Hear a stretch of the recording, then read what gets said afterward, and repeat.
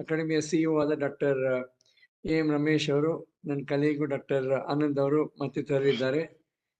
ಮತ್ತೆ ಇವತ್ತಿನ ದಿನ ನಮಗೆಲ್ಲ ಗೊತ್ತಿರೋ ಹಾಗೆ ನಮ್ಮ ಪೂರ್ವ ಪ್ರಧಾನಮಂತ್ರಿ ಶ್ರೀ ಅಟಲ್ ಬಿಹಾರಿ ವಾಜಪೇಯಿ ಅವರ ಜನ್ಮದಿನ ಡಿಸೆಂಬರ್ 25 ರಂದು ಜನ್ಮದಿನ.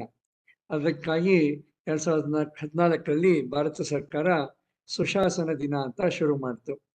ಅವಾಗಿಂದ ಹಿಡಿದು ಇವಾಗ ಈ ಸಲ 2022ರಲ್ಲಿ ಇಡೀ ಡಿಸೆಂಬರ್ ತಿಂಗಳನ್ನ ಸುಶಾಸನ ಮಾಸ ಅಂತ ನಾವು ಒಂದು ಆಚರಿಸಕ್ಕೆ ಹಲವು ಕಾರ್ಯಕ್ರಮಗಳನ್ನ ಹಮ್ಮಿಕೊಂಡಿದ್ದೀವಿ.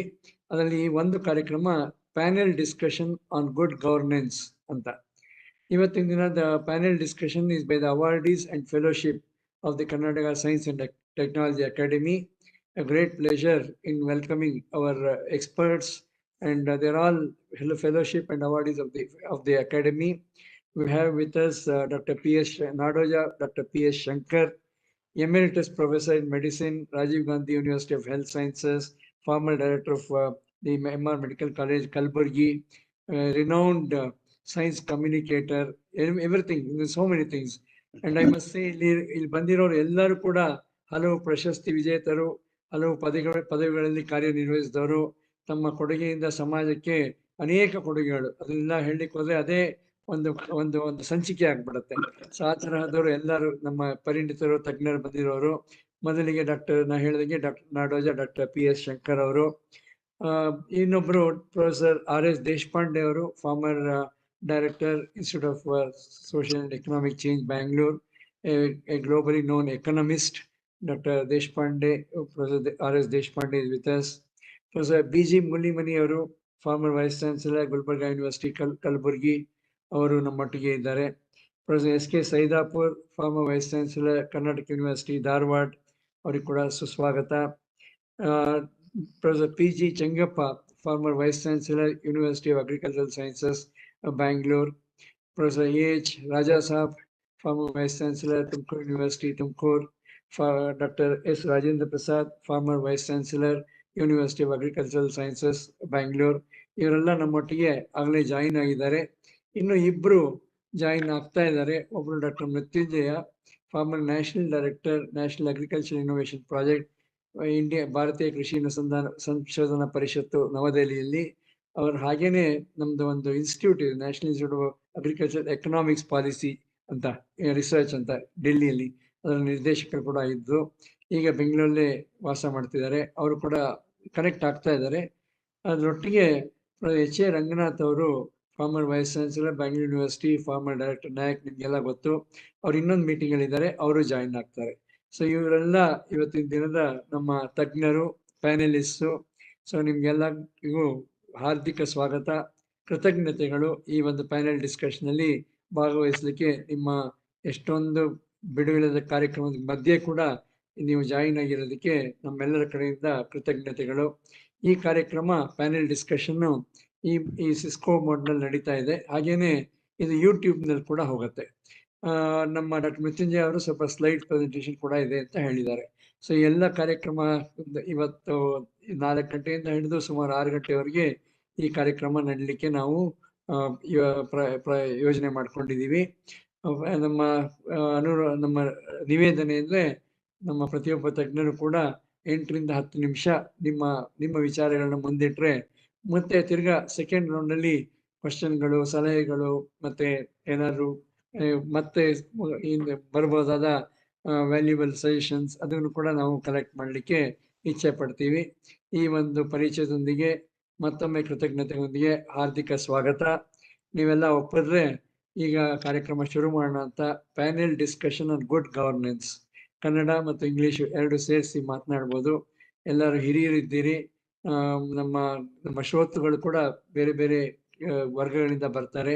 ಸುಶಾಸನ, ಗುಡ್ ಗವರ್ನೆನ್ಸ್, ಸಮಾಜದಲ್ಲಿ ಗುಡ್ ಗವರ್ನೆನ್ಸ್ ಹೇಗೆ ನಡೀಬೇಕು ಆ ಥರ. ಅದು ಇವತ್ತಿನ ದಿನ ನಮ್ಮ ವಿಜ್ಞಾನ ತಂತ್ರಜ್ಞಾನ ಅಕಾಡೆಮಿ ಕಡೆಯಿಂದ ಮಾಡ್ತಾ ಇರುವಾಗ ಸಮಾಜದ ಪರಿವರ್ತನೆಗೆ ವಿಜ್ಞಾನ ತಂತ್ರಜ್ಞಾನ ಯಾವ ಥರ ಉಪಯೋಗಿಸ್ಕೊಳ್ಬಹುದು, ಸುಶಾಸನದಲ್ಲಿ ವಿಜ್ಞಾನ ತಂತ್ರಜ್ಞಾನ ಯಾವ ಥರ ಸಹಕಾರಿ ಆಗಬಹುದು, ಅಥವಾ ವಿಜ್ಞಾನ ತಂತ್ರಜ್ಞಾನ ಕ್ಷೇತ್ರನೇ ಇರ್ಬೋದು, ಅಥವಾ ಹೈಯರ್ ಎಜುಕೇಶನ್ ಅಂತ ನಾವೇನು ಹೇಳ್ತೀವಿ, ಉನ್ನತ ಶಿಕ್ಷಣದಲ್ಲಿ ಅದರಲ್ಲಿ ಯಾವ ಥರ ನಾವು ಸುಶಾಸನ ತರ್ಬೋದು, ಇದೆಲ್ಲ ಒಂದು ಥರ ವಿಷಯಗಳನ್ನ ಇಟ್ಕೊಂಡು ನಾವು ಈ ಕಾರ್ಯಕ್ರಮನ ಆಯೋಜಿಸಿದ್ವಿ. ನಿಮ್ಮಲ್ಲಿ ಎಲ್ಲರೂ ಹಿರಿಯರು ಕುಲಪತಿಗಳಿದ್ದೀರಿ, ನಿರ್ದೇಶಕರಿದ್ದೀರಿ, ಎಷ್ಟೊಂದು ಕಡೆ ಕೆಲಸ ಮಾಡಿರೋದು, ನಿಮ್ಮ ನಿಮ್ಮ ಅನುಭವ, ನಿಮ್ಮ ಚಿಂತನೆ ನಮಗೆ ಈ ನಿಟ್ಟಿನಲ್ಲಿ ಈ ಸುಶಾಸನ ಮಾಸವನ್ನು ಆಚರಿಸುವಲ್ಲಿ ಬಹಳ ಒಂದು ದೊಡ್ಡ ಕೊಡುಗೆ ಆಗುತ್ತೆ ಅಂತ ಕರ್ನಾಟಕ ಸರ್ಕಾರಕ್ಕೆ ಕೂಡ ನಾವು ಇದೆಲ್ಲ ಕಾರ್ಯಕ್ರಮದ ರೂಪುರೇಖೆಗಳನ್ನ ಕಳಿಸಿದ್ದೀವಿ. ನಮ್ಮ ಉನ್ನತ ಶಿಕ್ಷಣದ ಸನ್ಮಾನ್ಯ ಮಂತ್ರಿಗಳಿಗೆ ಕೂಡ, ನಮ್ಮ ಕಾರ್ಯದರ್ಶಿಗಳು ಕೂಡ ಎಲ್ಲರೂ ಕಳಿಸಿದ್ದೀವಿ. So everybody is aware of this panel discussion by the awardees and fellowship of the Karnataka Science and Technology Academy, and everyone is looking for this discussion. Without more words, I once again heartily welcome you. And if you all agree, we start with Nadoja, Professor Dr. P.S. Shankar ಅವ್ರನ್ನ I request you sir to kindly ನಿಮ್ಮ ವಿಚಾರಗಳನ್ನ ಈ panel discussion ಅಲ್ಲಿ ಮಂಡಿಸಬೇಕು ಅಂತ ಕೇಳ್ತೀನಿ. Doctor P S Thank you very much, sir. Professor Ayappan, distinguished colleagues, the members of the academy, fellows, and other distinguished persons. Each day, we are celebrating one day or other, and there is no empty space in our calendar. See, every day, some day or other is happening. Since 2014, we are celebrating on Christmas Day, which also happens to be the birthday of Atal Bihari Vajpayee, a good governance day. When we say governance itself is defined as a process of conduct of public affairs by the public institutions and the management of public resources and the maintenance of the human rights without any abuse, corruption, and adherence to the rule of the law. It involves decision making and its implementation. This is used in context of making and its implementation. This is used in the context of the local, state, national governments and corporate bodies. And it highlights the responsibility of the governments and the governing bodies of the organizations to fulfill the aspiration of a large number of people in the community, society, or body. Good governance adds an evaluative attribute to the governance, and it is a process whereby public institutions conduct public affairs, manage the public resources, and guarantee the realization of the human rights. The United Nations has shown a way to offer good governance involving 8 principles such as participation of the people, rule of law, consensus-oriented equity and inclusiveness, effectiveness and efficiency, accountability, transparency, and responsiveness. The terms such as decentralization, central, state, district, taluk, villages, distribution of the responsibility, community participation, rule of law, honesty, transparency appear very interesting in theory, but in practice, they are facing many hurdles during their implementation. The results of good governance are assessed by every citizen, wherein every citizen has to get quality education, improved health, better lifestyle, provision of basic amenities to an ordinary citizen without any difficulty at any time. India has good legislative, executive, and legal systems. Still, it is not able to give good governance. Periodical reports, surveys, UN reports, studies by the society give a real picture. The Worldwide Governance Efficiency Ranking 2022, India stands 68 in the world ranking. 2021 Good Governance Index, consisting of 10 different points. Among the states in India, Karnataka has not stood first in any one of them. Take an example of the government is spending crores of rupees of money for the welfare of women and child. Still, malnutrition is rampant and women in reproductive ages are suffering from anemia. Big dams are built without any canals for the water to flow. School buildings are crumbling. Newly built roads are not motorable. The foundation of the education has to be laid from the primary level, but we are increasing the number of institutions of the higher education without any faculty. And we are stressing on the theoretical knowledge without any practical training. Implementation, needs of the community, improper utilization of the resources, defective planning, corruptions have come in the way of the alleviating the difficulties of people. The key attributes of good governance include transparency and responsibility. The words of Abraham Lincoln aimed to provide a government of the people, by the people, and for the people often reverberates in our mind. According to Naif al-Rodan, the Saudi philosopher and neuroscientist, good governance exhibits 8 characteristic features that include participation, equity and inclusiveness, accountability, transparency, separation of powers, free, independent and responsive media, government legitimacy, responsiveness, and the rule of law. Our planning and policies are defective. Take education. We have killed the basic sciences in the colleges. No student is coming to take forward the courses like basic sciences. Nobody is coming, and he opts for other professional courses, and he selects it a last item. And there is a huge rush for the professional courses, but the unemployment is increasing.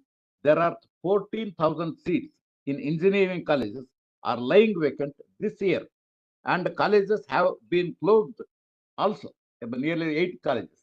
The engineering graduates are working in banks as clerical staff. We used to blame British that they are producing clerks. What are we doing now? There is defective, and the chairman of one of the leading software company of the country said that he does not intend to take the engineering graduates from many institutions as they have no practical skills. And I intend to give some examples of good governance which are really consumer friendly. And I would like to give my own examples. I was to travel from London to Victoria bus station to Edinburgh in 1969 and had booked a ticket by paying £3. And I was to come from Ilford by underground and surface train to Victoria station.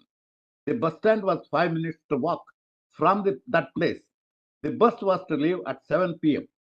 On that day, there was some delay in the train, and it arrived at the Victoria station exactly at 7 o'clock. And I had to walk for 5 minutes to reach the bus stand.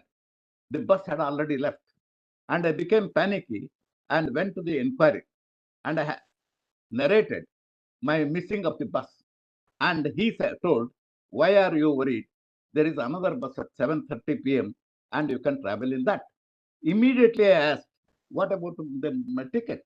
He said, "The same ticket will hold good." That's what he said. Whereas in our country, on the other side, I flew from Chennai to Hyderabad and then went to bus stand in Hyderabad at 11 p.m. and I had booked already a ticket where 30% concession for senior citizens they were giving. And I boarded the bus.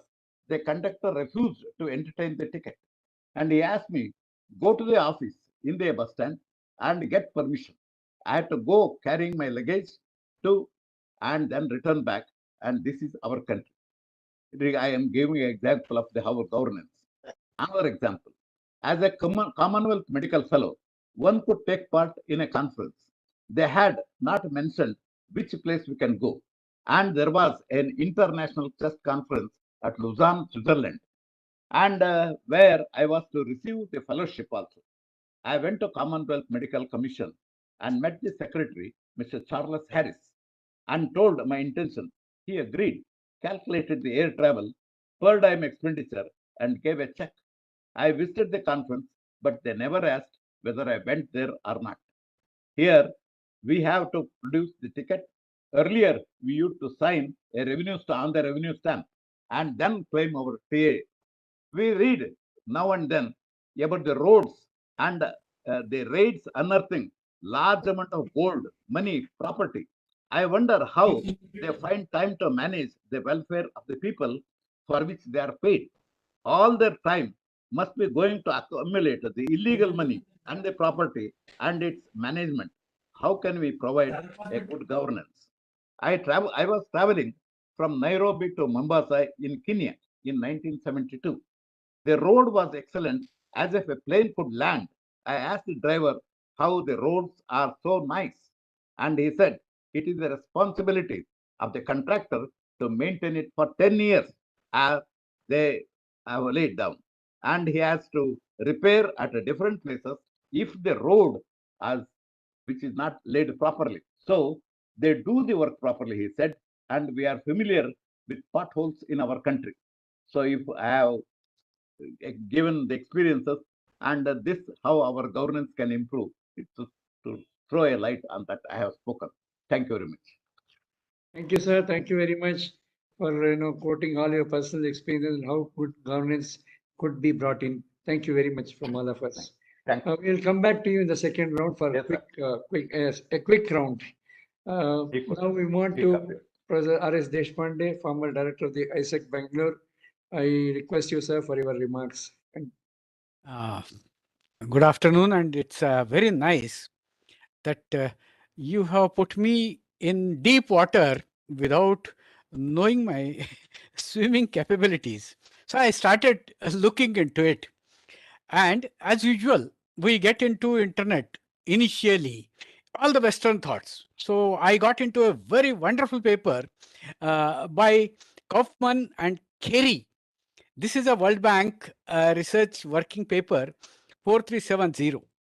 I was so happy that I got something on governance and governance indicators. And what Shankar sir has listed out, they are very particularly listed out. But then I felt very happy that on the second section, first paragraph, the person writes the concept of governance is not new.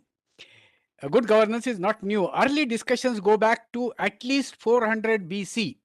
And there I got the first shock. To the Arthashastra of Chanakya, a fascinating treatise on governance attributed to Kautilya, bracket, Chanakya, so thought to be the chief minister of the king in India.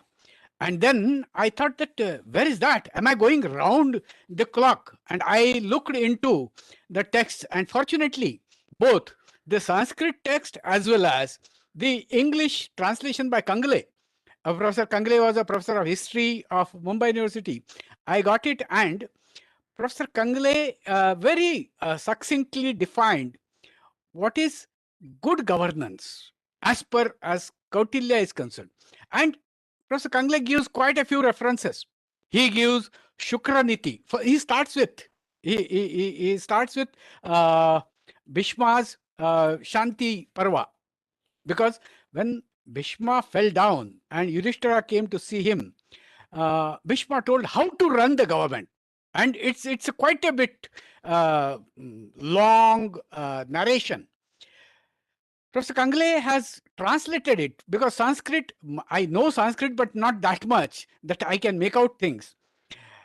He writes, good governance is the efficiency in administration, in managing administration with the given resources, something like definition of economics, vision, and reach the preset goals in the best welfare-oriented manner. All through the text, we have seen that good governance or development as such in India was totally welfare-oriented. And Professor Kangle writes further, it incorporates the economic, political, institutional tools to manage the best efficiency of governance. And this comes out with the preset goal of the welfare of the population.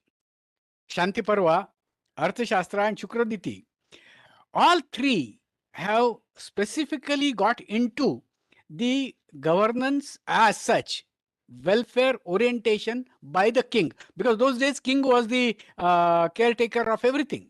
So they write, the important thing in Arthashastra is Praja Sukhe Sukham Rajnya, Praja Nam Cha Hite Hitam, Nat Priyam Hitam Rajnya, Praja Nam Tu Hitam Priyam, which means in the happiness of his subjects lies the king's happiness.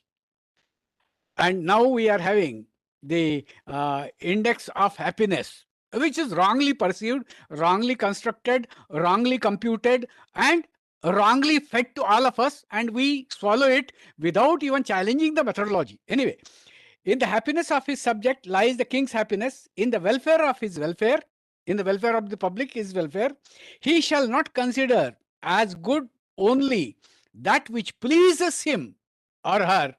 That is, something good to me is not necessarily the good, but treat as beneficial to him whichever is beneficial to the public. And therefore, that public orientation, and I tried to make a nice diagram, but since we are not showing the slides, what is the structure of good governance? What Chanakya says, the structure of good governance begins with vision. There should be a long-term vision. When Professor V.K. Rao constructed this Institute for Social and Economic Change, it was 5 to 6 kilometers from the last bus stop that was available. And there was nothing, except cycle, nothing was able to come. Indira Gandhi, he invited to do the Bhumi Puja. And then they started constructing making a helipad. Professor Rao was taking a walk. He saw a helipad being done. He called the registrar. What is this happening? He said, sir, helipad, PMO's office said we should have a helipad here. He said, nothing doing. She'll come by road. Sir, there is no road. What? I am not bothered. It is their problem. And registrar informed the PMO saying that Professor Rao says that she will come by road. Immediately, PMO called the chief minister, and the road what you see called V.K. Rao Road was laid exactly within 15 days. And that road brought prosperity to entire Nagarbavi. When you travel now by that road, you will see that both sides there are many shops, many housing complexes, and everything is going on. The second thing, I was very young. I was hardly 25, 26 years old and was standing at a distance. The senior professors, one of the professors of public administration and political science, Professor Amal Ray, he was saying, Chacha Satiya gaya hai, which means this old man has gone mad. Isko paisa mila hai, ye pani mein dal raha hai. He got money from the government and he is pouring it into water. 300-seat auditorium, 4 seminar halls, and there is no road to come. Even that road, how many people can come in an auto? 2 or 3. Pagal hai. I was listening. I did not feel very happy, but I was listening. Today, when you go to Isaac, and I went today, it is insufficient. And that is vision.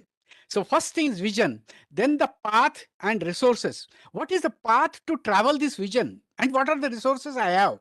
The two things are on two hands, and these have to be taken ahead. Thereafter, when I have the resources and the path decided, one gets into the rule of law. And rule of law is not necessarily the bylaws that we framed, Professor Chengappa and myself. It is not rule of law. Rule of law is the normative ethics that each one has to follow. Nobody has to be told that you have to come to the office from 9:30 to 5:30. They know it very well, that they must do the work. And that is normative ethics is the accompaniment throughout that path. And then comes the hurdles and efficiency. Efficiency is achieving the goal within the shortest time possible and within the least resources possible. Efficiency is time productivity, in other words. And then we come to the next, because as these things proceed, and Kautilya says, there onwards we come to the efforts, accountability, and non-corrupt practices. That is the last, before we reach the final welfare goal. Sir, it is fantastic that I am talking to the scientists, and in sciences, we have 8 basic tenets of science. 1, the objectivity. 2, replicability, universality, and predictability. These are first 4. Now, as far as good governance is concerned, objectivity is something which has to be molded as and when it is to be done. Suppose I was ill and I was admitted to hospital. Professor Rao said that whatever leave you want, you take it. I did not have leave because I was on temporary. But that is objectivity.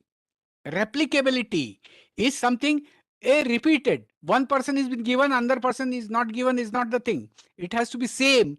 It is not exactly. One An administrator has to look at the efficiency of the two decisions and take the proper decision. Predictability, it's very difficult to predict anything in governance. And the last one, universality.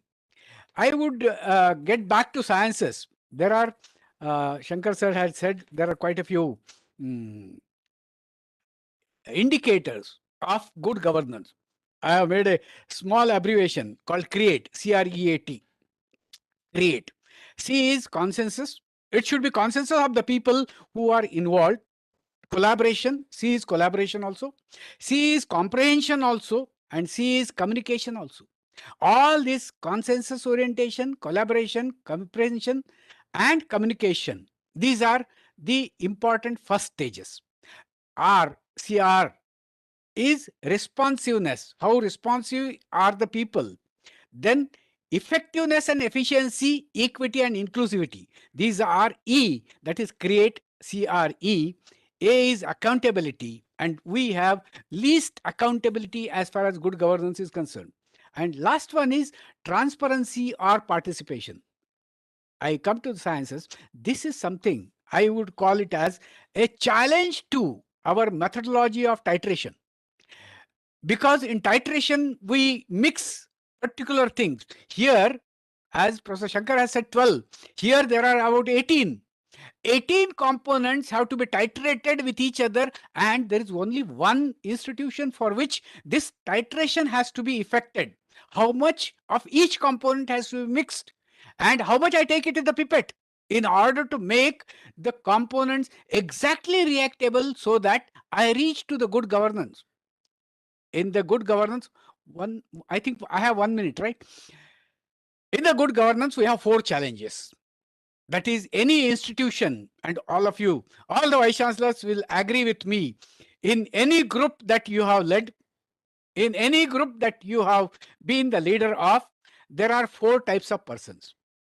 There are dictators who would like their viewpoint only to go ahead, and you have to deal with them. There are adherers. They will sit in the meeting. Yes, yes, yes. These people will do their work and they will sit in the meeting as dumb people. Also, they will say, yes, sir, whatever you say is absolutely right, sir. Then there are splinters.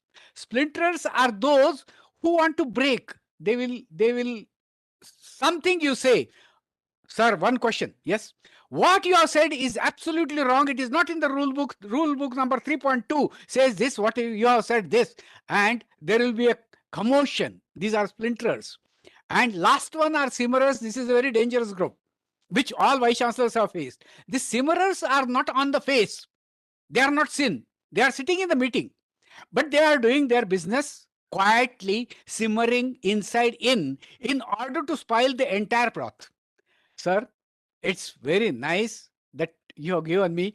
I read into Shukraniti, and I would say that each one of us must read 2 things. One thing is Bhishma's dialogue with Yudhishthira about what is good governance. And good governance is far before 400 BC, we had good governance as a concept. That is something which is interesting. And beyond that is Shukraniti. Shukraniti tells everything. Niti is ethics. Everything that is required.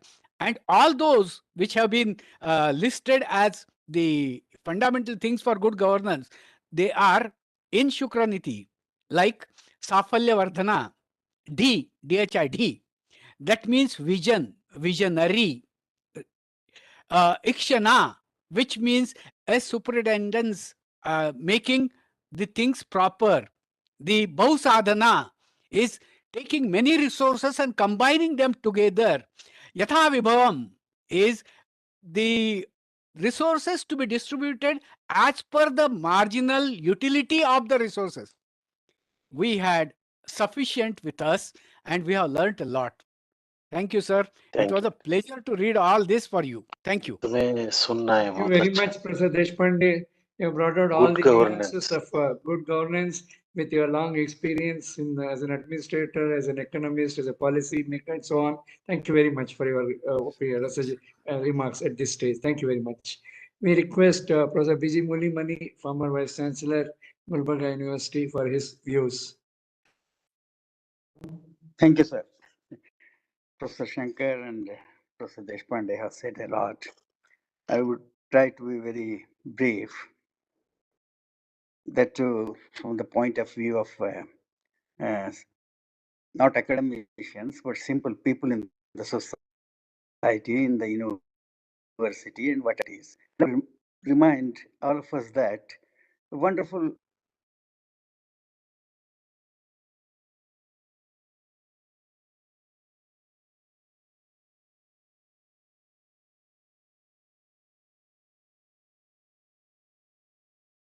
remember the former earlier Vice Chancellor of Calcutta University, Ashutosh Mukherjee, they broke the rules in the interest of academics, even about in the case of Ramanujan, when he didn't even appear or pass BSc 1, he was provided the research fellowship by the Vice Chancellor, the then Vice Chancellor. These are the kinds of persons who laid down what good governance means. Good governance nowadays, somehow it has reduced to vote banks, it has reduced to unions, whether it is the university, whether at the state level, whatever it is. And we have to think governance for India. India is a country of villages. We're always trying to follow West in the sense of multinationals, we bring their way of governance and all that. If you remember, this Professor Kalam, he always thought a good a good person who leads a leader is an integrator of people. Administrators need not be administrators, they should be facilitators. The other day, Narayan Murthy said, what we have today in India, there is no meritocracy, and all these people, so-called, IT, IAS, IPS, they are coming from coaching center persons. They are administrators. How can we have good administrators, good governance when they are coming out of coaching centers? In IAS, IPS, that last word is service. Where is the service? They want to be dictators. That is the kind of thing it is happening. And corruption, I don't have to say much. And what is needed is definitely, as earlier person said, decentralization of power. This what though we may be talking about knowledge or Gnana Yuga, but it is a political Yuga. Day in, day out, hardly we find any scientific temper, though it's a part of our constitution. If that scientific temper were there, we would not have had all the mess in any of the states on any of the issues. So we have to follow this meritocracy, less political interference, no question of vote banks, no question of unions, and because scientific thought is the common heritage of mankind that we have to understand. Instead of course, development of technology, development of various things are needed, but what is needed nowadays in our country today is development of people, development of value system, then automatically good governance follows. So this year, all over the country, they celebrated International Food Day or something. The theme was nobody should be left out. Is it true? Are we doing anything? No. Come to villages and see the things what is happening. Everything happens in Bangalore, Madras, Hyderabad, Delhi. People have lost touch with the reality in the villages. So then they can think appropriate governance for Indian system, for Indian people, poor people. Then only we can think of envisioning a developed India. These are some of the things: meritocracy, scientific temper, our own kind of governance, integration of people. Things should be service, whether it's IAS, IPS. These are the things I think we need to concentrate on. That is development of the people through value system in educational institutions or in the society. Till that, I think what is happening in the world is happening here, and we are just kind of victims for that. Thank you, Professor. Thank you very much, sir, for very specific points of governance in the way forward. Thank you very much. We'll come back to you. I Thank you, request Professor S.K. Saidapur, former Vice Chancellor, Karnataka University, Dharwad, for your views, please. Good evening, Dr. Ayappan and my very good senior friends here. I have actually not prepared any formal talk, and I did not indicate that I will be speaking, but I thought I will participate and interact on certain issues. Anyway, now that you want me to speak, I'll say a few things. Number one, I would not get into the historical aspects of governance, etc. What I feel is now good governance is one of the key issues for running any smallest institution to the whole country. Good governance is a key issue. Wherever we have failed, it reflects failure of governance. If institutions have gone bad, it is failure of governance at various levels. Of course, it's not just at one level. Because any given institution is at a particular level, there are many institutions above them and below them also. So governance is the key issue.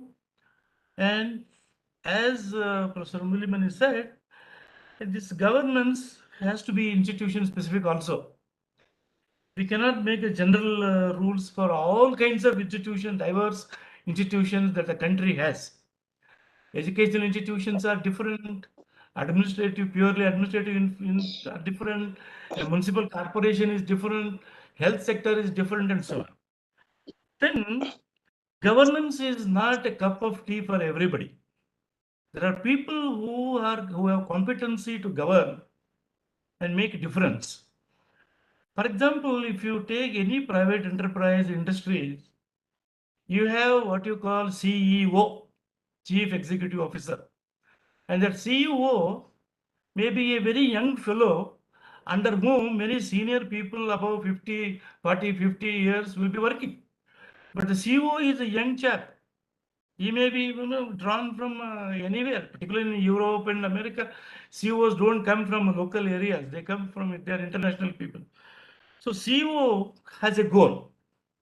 He knows what is to be accomplished, what is the target, how much profit he has to bring to the industry, how many parts are to be made, or how many equipments are to be made, how business is to be done, how many poles have to be erected for electricity, blah, blah, blah. So he has a target.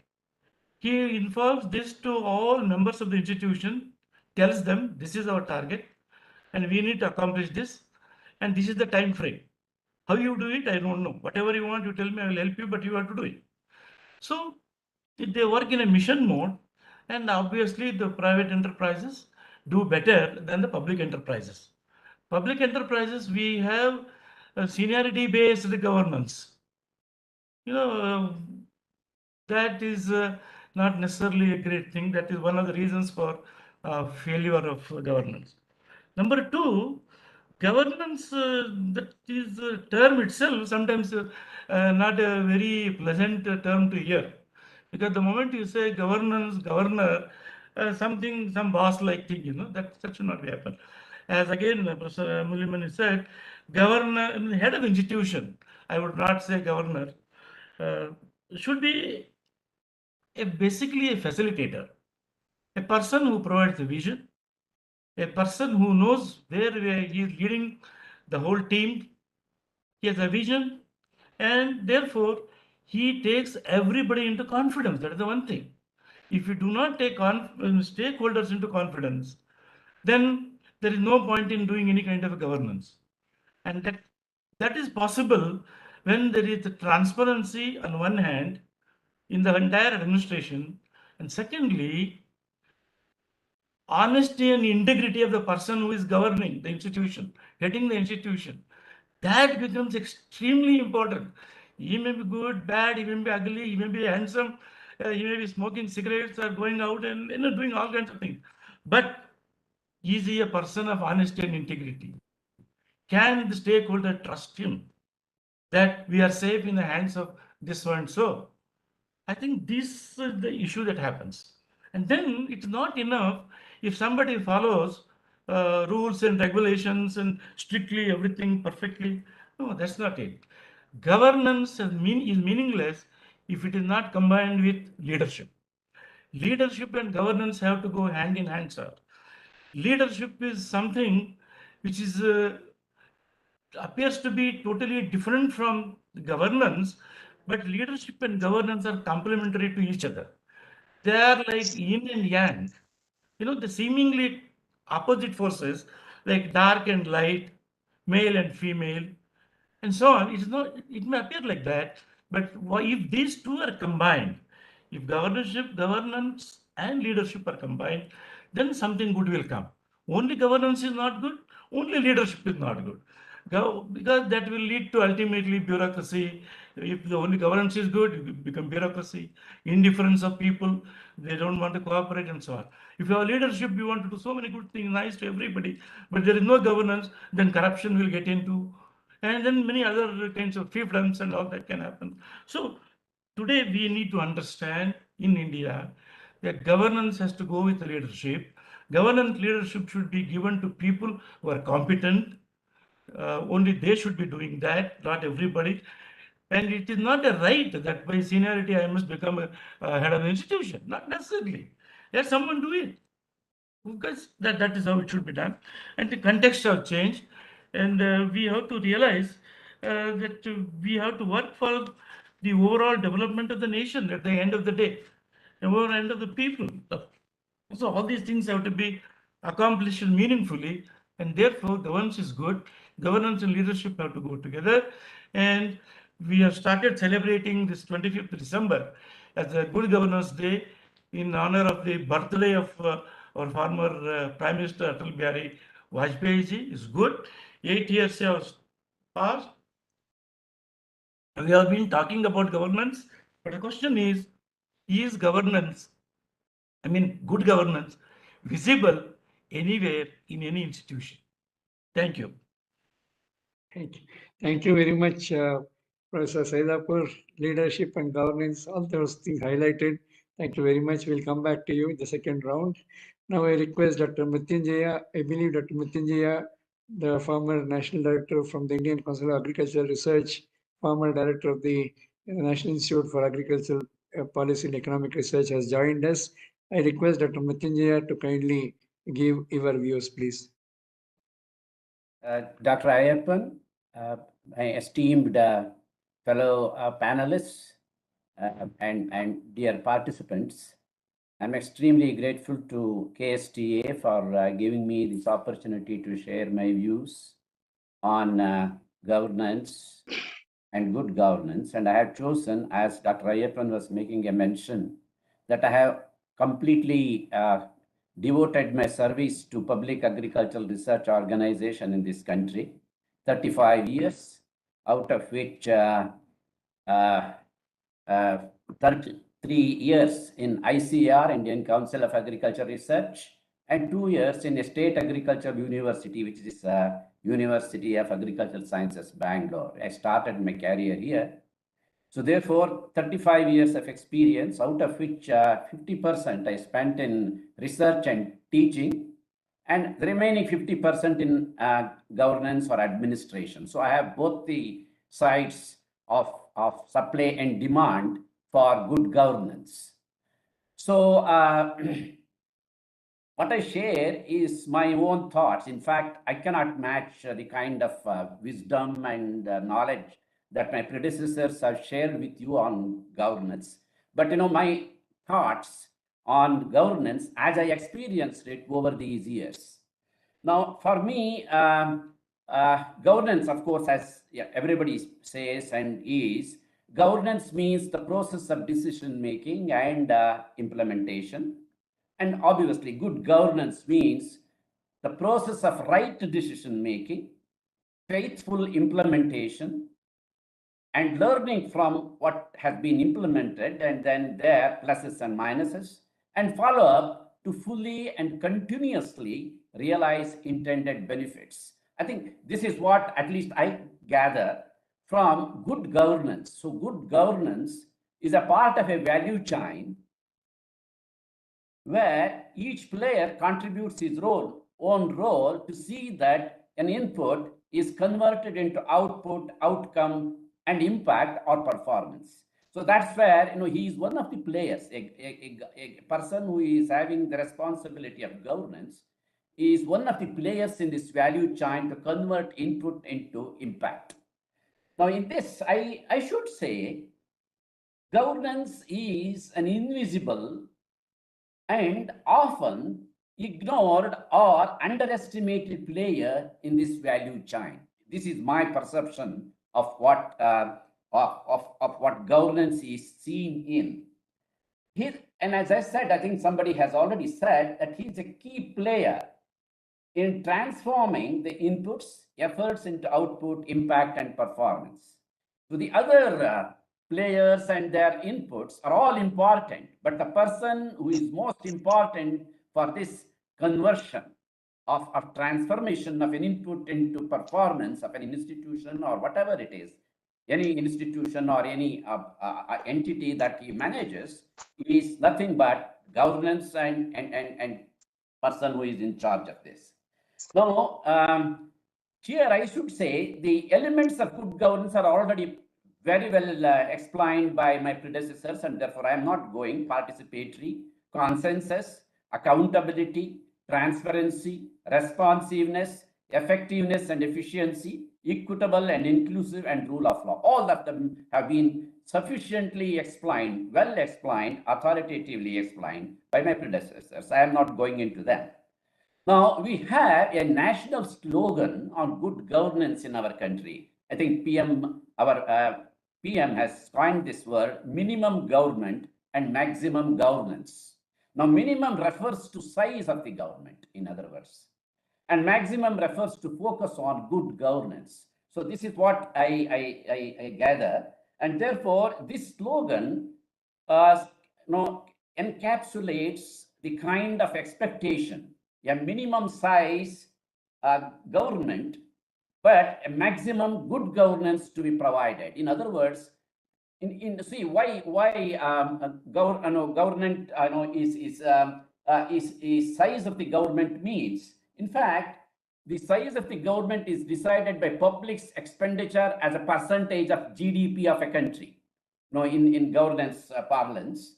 So in India, we spend about 27% of GDP on public expenditure, and therefore we saw either the size of the government is 27%, whereas it is more than 50% in USA and European countries, and it is around same percent in China and these countries.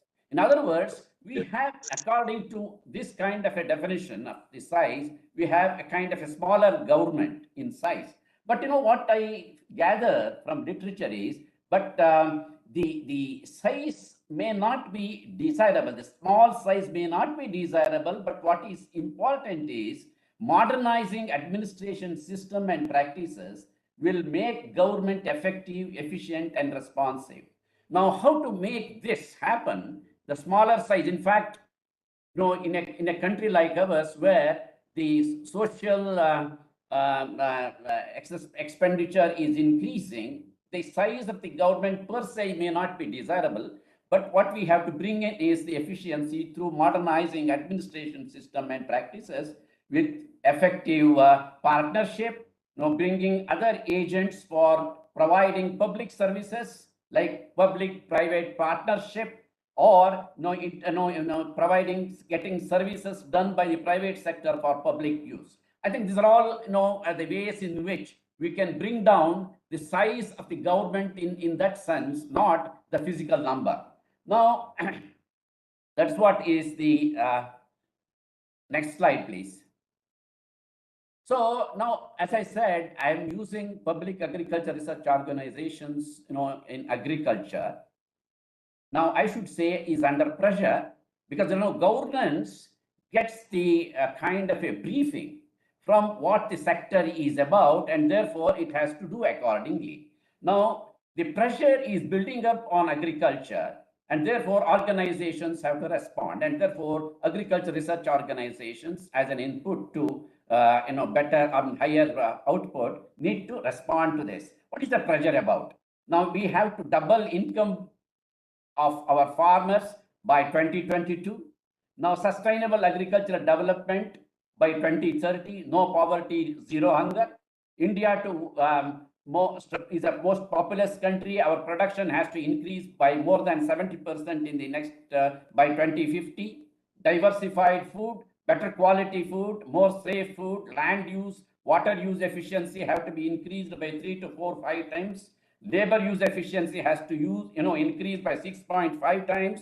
Energy use efficiency has to by 2. So therefore, the pressure, international pressure also is reducing subsidies, WTO agreements, climate change concerns are dictating to us to see that our performance increases in terms of carbon emission mitigation and avoidance. So therefore, these are all challenges that the administration is facing, and therefore administration has to, through the systems, we have to manage. So public agriculture research organizations consisting of what I call it as ICR, 113 institutions are there, agricultural universities, 73, to provide technological, educational, and extension advisory services support in agriculture and allied areas to central and state governments. Research, education, and extension education are integrated in agricultural research organizations in public, and therefore there are opportunity for complementation, but at the same time, provide lot of challenges, pose a lot of challenges to governance, because bringing them together is a big task.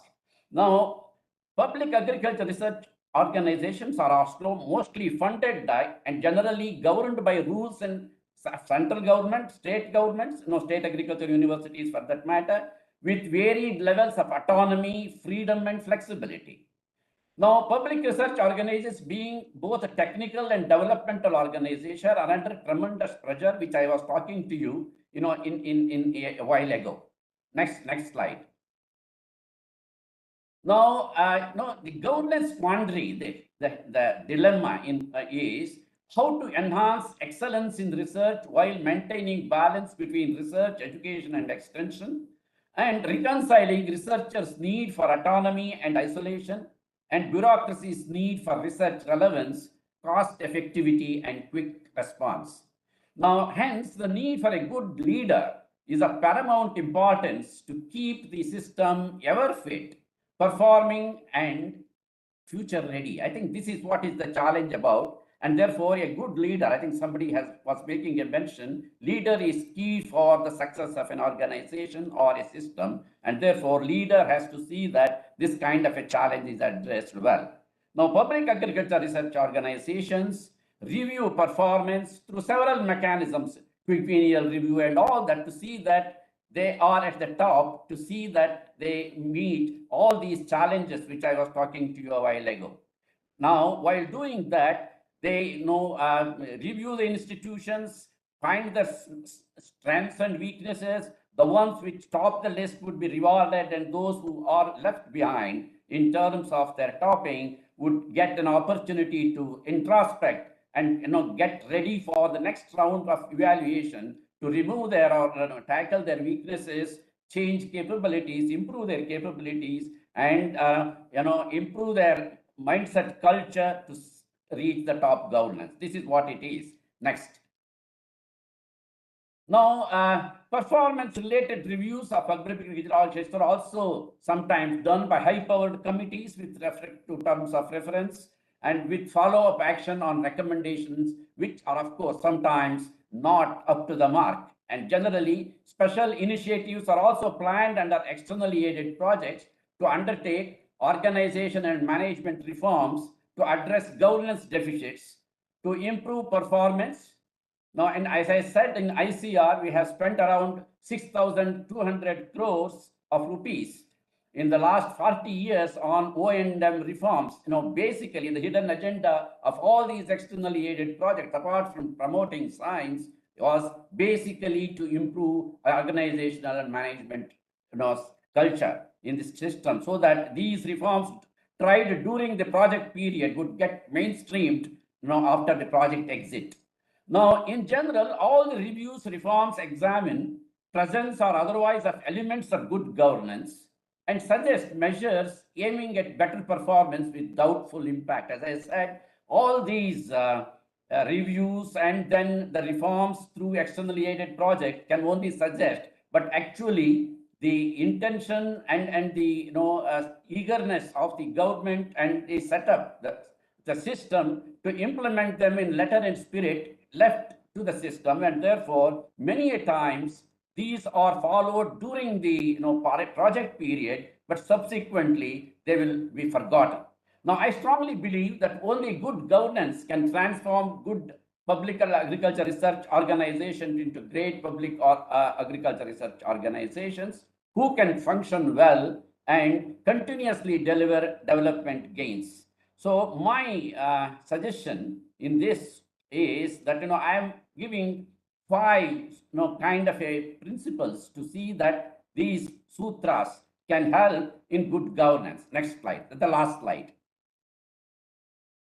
Panchasutras for moving forward towards better governance and performance. First, find a super leader. I think somebody was making a mention. Visionary, driving, centered leader with dream, focus, foresight, best management practices like execution edge, using Sama, Dana, Veda, and Danda. I think I need not explain these things because it's not known to us. Because if he combines these qualities depending on the situation, the demand of the situation, I think he would be a better leader. And user focus and involvement partnership, best communication skills and positive thinking. I think this is one which is very important, primary for making a good institution into a great institution or great setup.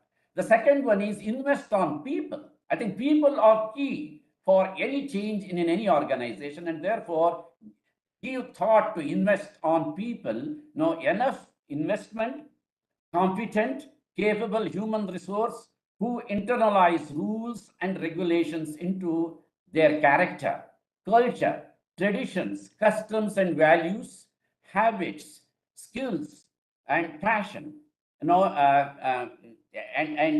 complement, ready to sacrifice and hate status quo situations, love challenges, and burning desire to excel for perfection. I think these are the what is called mindset culture that need to be inculcated to see that investment in people leads to. I think I consider investing on people who are part of the organization to carry out the mandates are very important.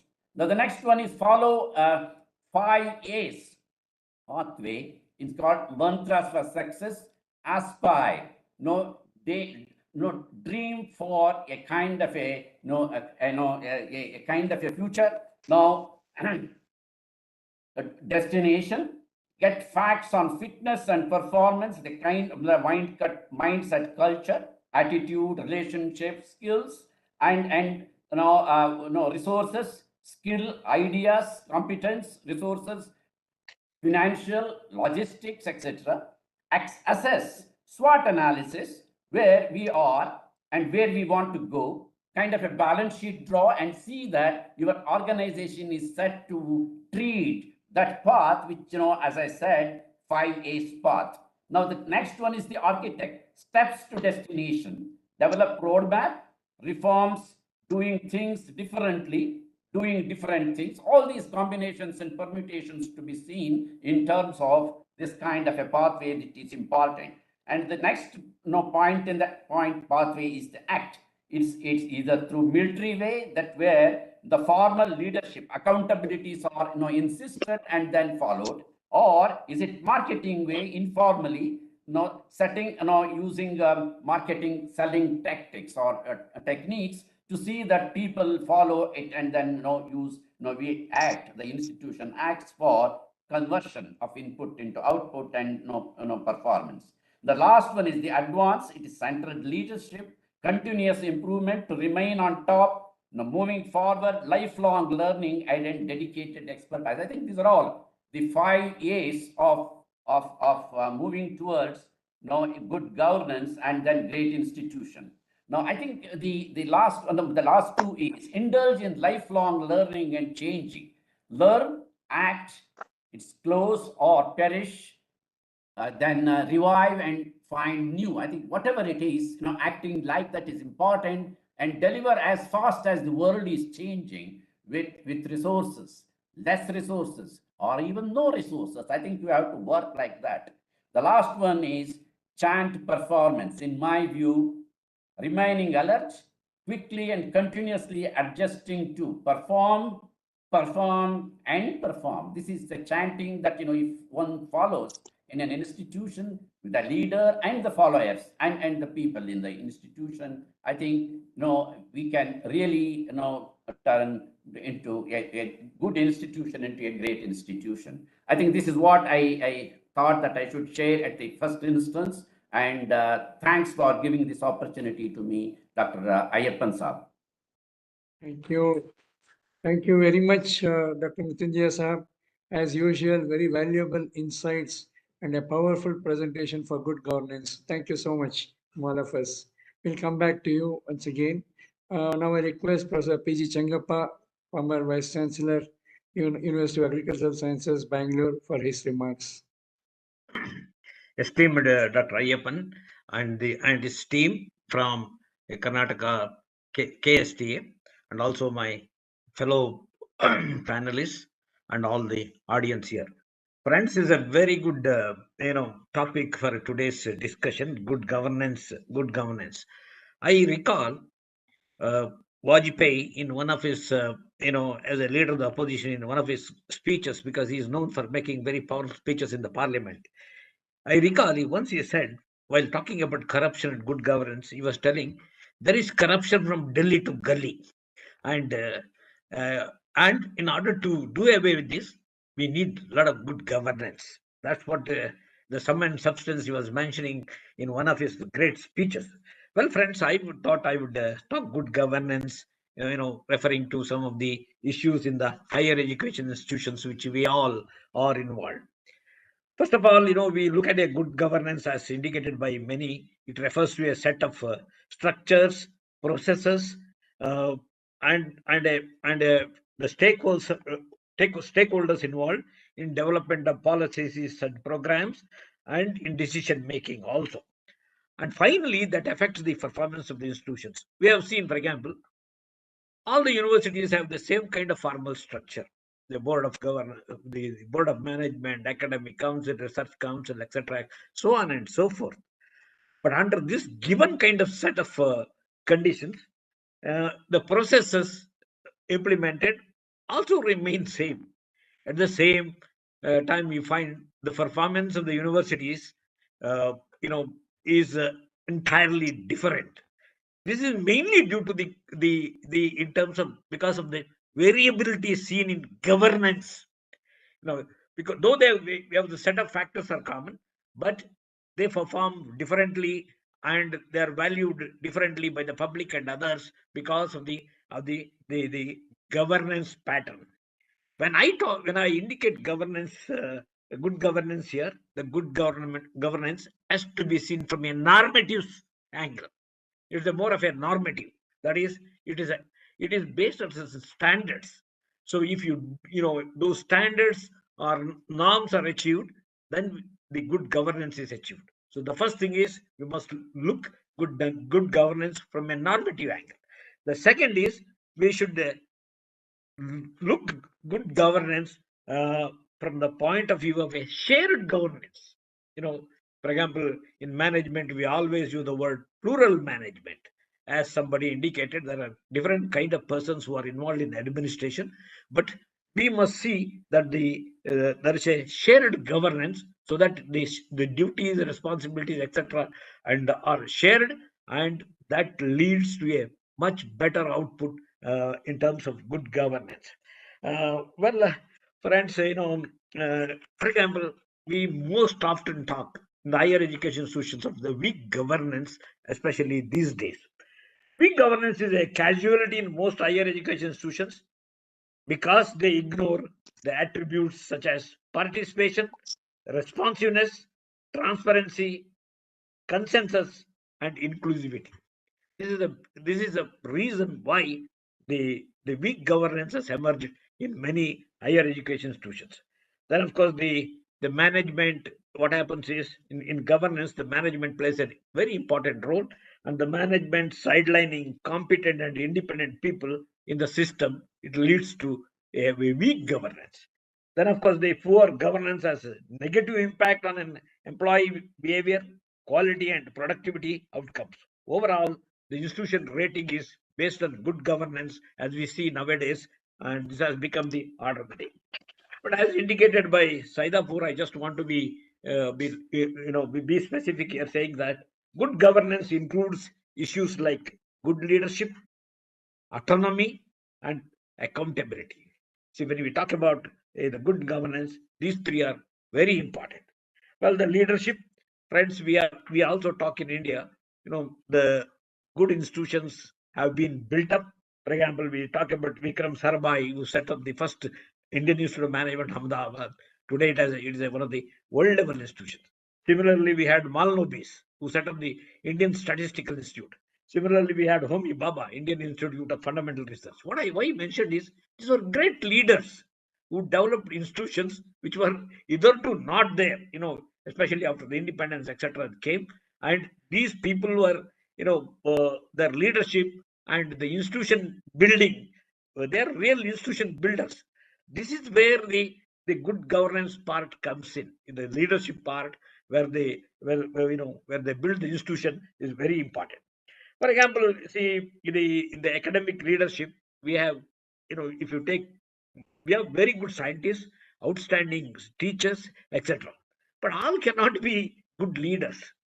But this leadership has to be, as different traits. For example, the academic leadership is entirely different as compared to the other kind of leadership.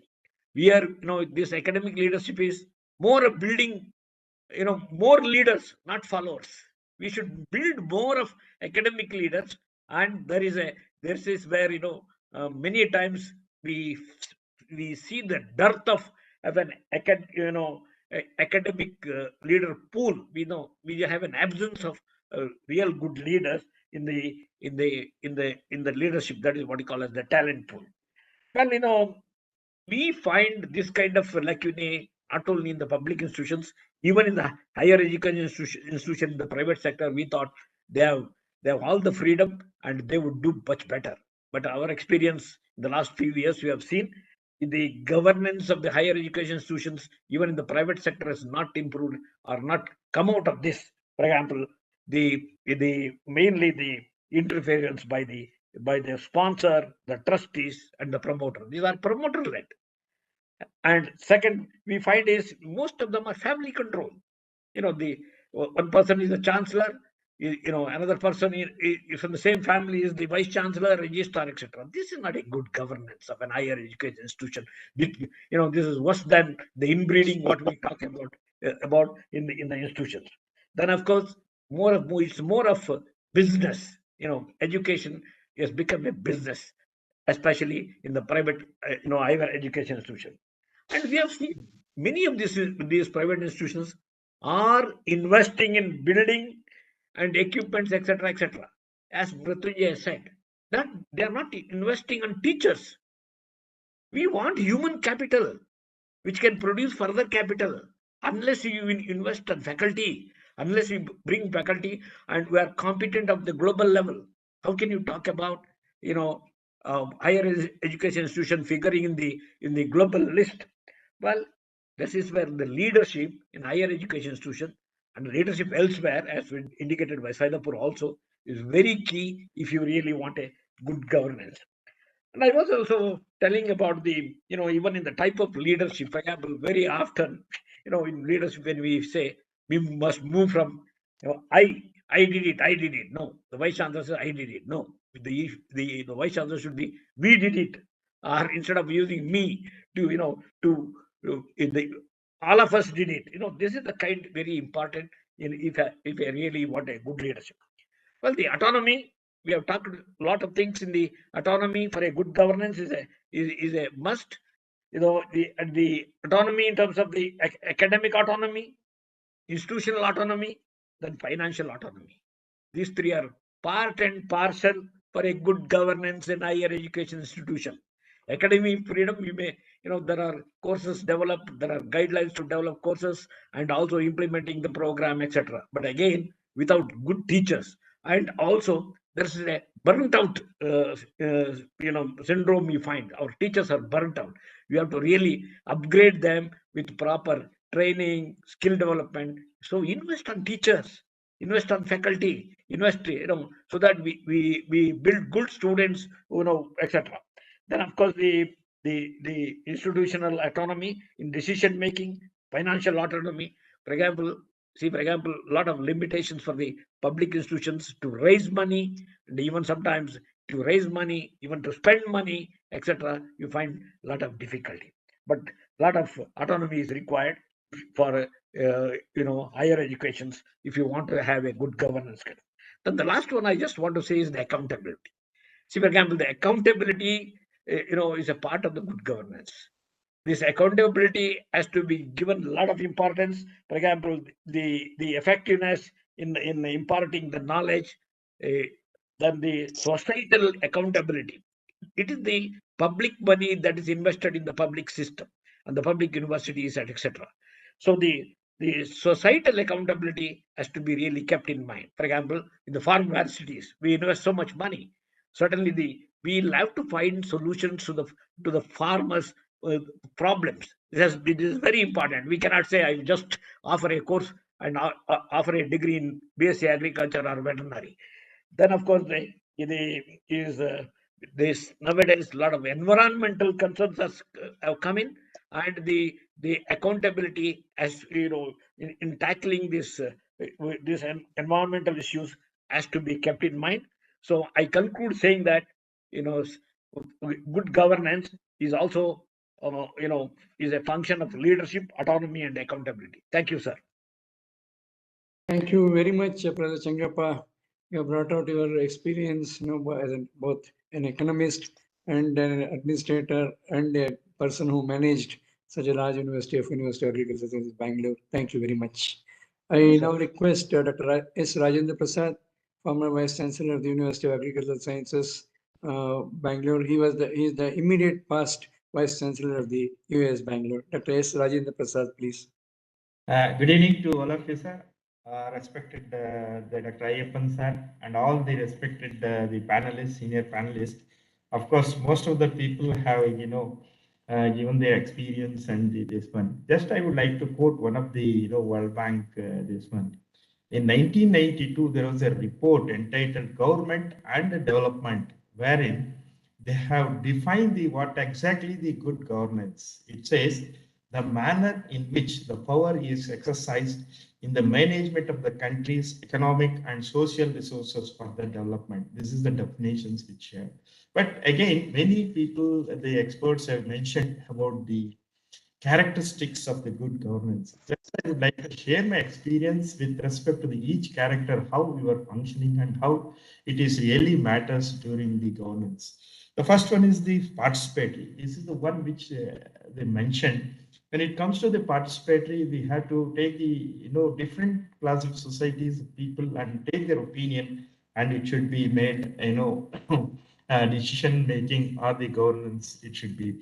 Because one thing which I would like to mention here, during the seed processing, when I was a special officer seed, in the processing activities, one of the labor who was doing continuously, he mentioned, sir, why you spend so much time and other things? Why can't you introduce this particular section so that we can move it very fastly? Then I said, yes, exactly. So this is how the participatory approach from the bottom level, it's really helps us to have about the good governance.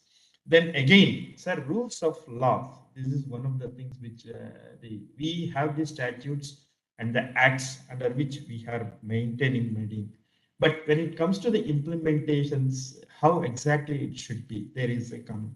So as Dr. Changappa mentioned, we have all the foreign universities and everything. And, the process and the institutions and the actors, these things are there. When we want to get the efficient and effective things, Here the institutions and the process are the same, but when it comes to the actors, how these actors, in the sense human resources, how we are going to really encash all the resources and make these implementable or achieve the objectives. Here one examples I would like to mention here as far as the governance is concerned. Sir, even the last week the horticulture university teachers are going on strike because now, when we were talking about the quality, scientists and the product in the institutions, as per the new guidelines, those who are appointed or selected after the 2006, they will come under new pension scheme. Yes, agreed.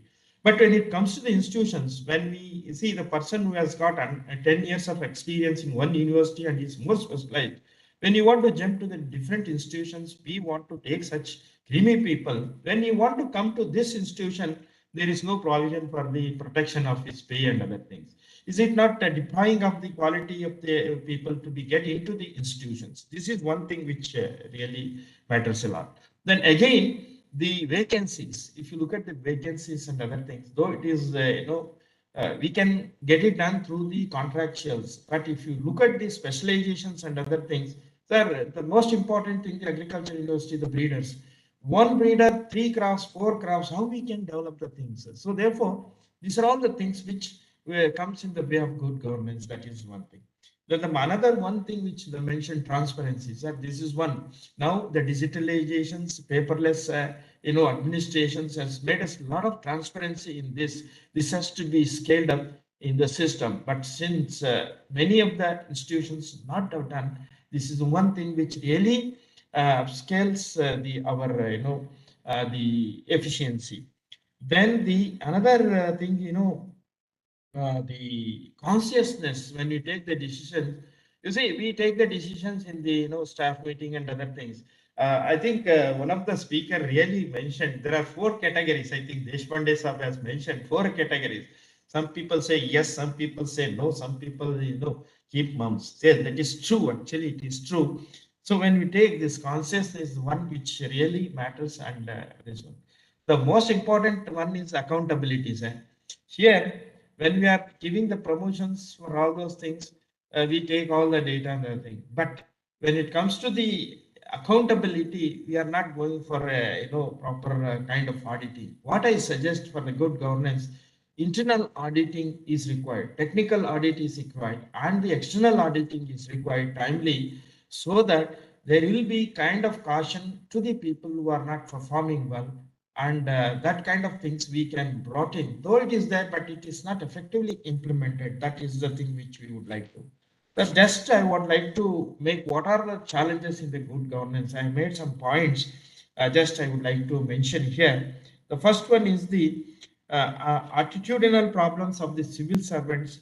So as per the second ARC report, civil servants have become inflexible, then self-perpetuating and inward looking. So this is the report that has been taken. So this is one challenge we have to address. The second one, as I mentioned, lack of accountability. So you see, there are some people who are made some kind of mistakes and other things. When it comes to the kind of disciplinary action is concerned, it is not so effective. That may, so we are, a lot of leverage is being given. So that means the next person who is maybe is making the same kind of error or the mistake. Therefore, this is the one. Then red tapeism. So this is one. Bureaucratics have to be adhere to the rules and the procedures which are important for the good governance. However, sometimes these rules and the procedures are ill-conceived and cumbersome, and they do not serve the very purpose of their existence. This is one thing. This is one of the challenges. And also the low levels of the awareness of the rights and the duties of the citizens. This is one.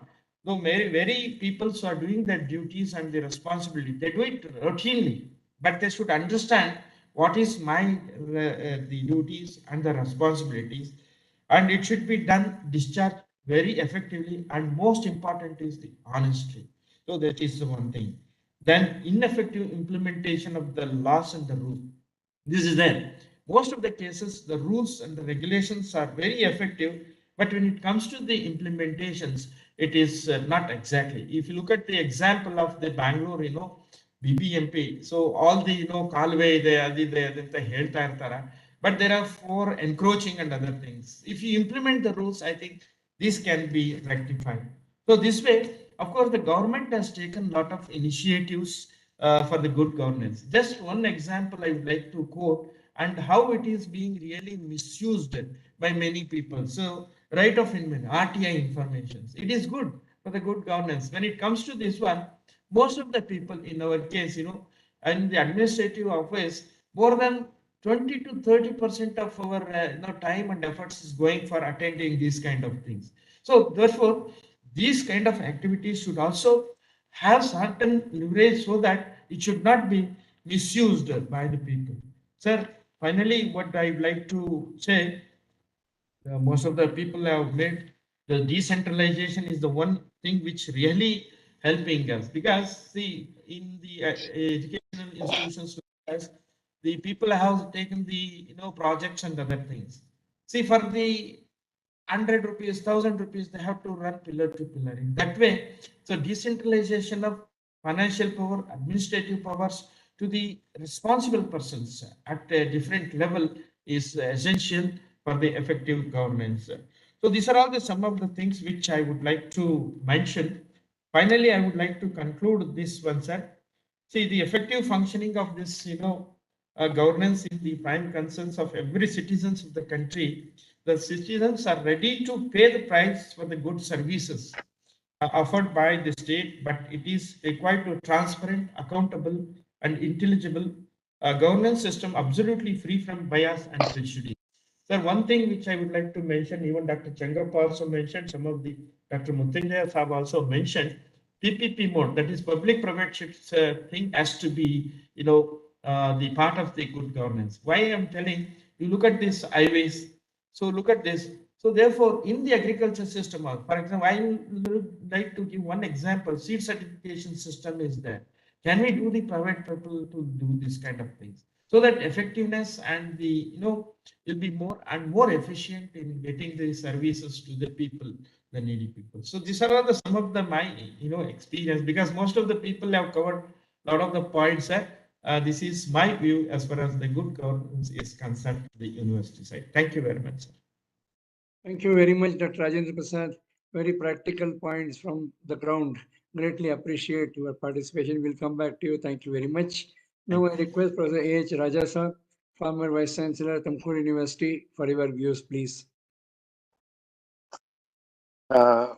Ayyappan sir ಅವರಿಗೆ ಮತ್ತೆ ಇನ್ನುಳಿದ ಎಲ್ಲ ನಮ್ಮ ಹಿರಿಯ ಸ್ನೇಹಿತರಿಗೆ ನನ್ನ ನಮಸ್ಕಾರಗಳು. Sir, ನನ್ನ ವಾಯ್ಸ್ ಕೇಳ್ತಾ ಇದೆಯಾ? ಹಲೋ. ಎಲ್ಲರಿಗೂ ನಮಸ್ಕಾರ ಸರ್. ನನಗೆ ಇವತ್ತಿನ ದಿನ ಒಂದು ಅವಕಾಶವನ್ನು ಕೊಟ್ಟು ಇಂಥ ಒಂದು ಸೆಮಿನಾರ್ನಲ್ಲಿ ಭಾಗವಹಿಸ್ಲಿಕ್ಕೆ ಅವಕಾಶ ಕೊಟ್ಟಿದ್ರಿಂದ ತಮ್ಮ ಎಲ್ಲರಿಗೂ ನನ್ನ ನಮಸ್ಕಾರಗಳು ಮತ್ತೆ ಥ್ಯಾಂಕ್ಸ್. ಯಾಕೆಂದ್ರೆ ನನಗೆ ಇವತ್ತು ಇದು ಇರೋದು ಗೊತ್ತಿರಲಿಲ್ಲ.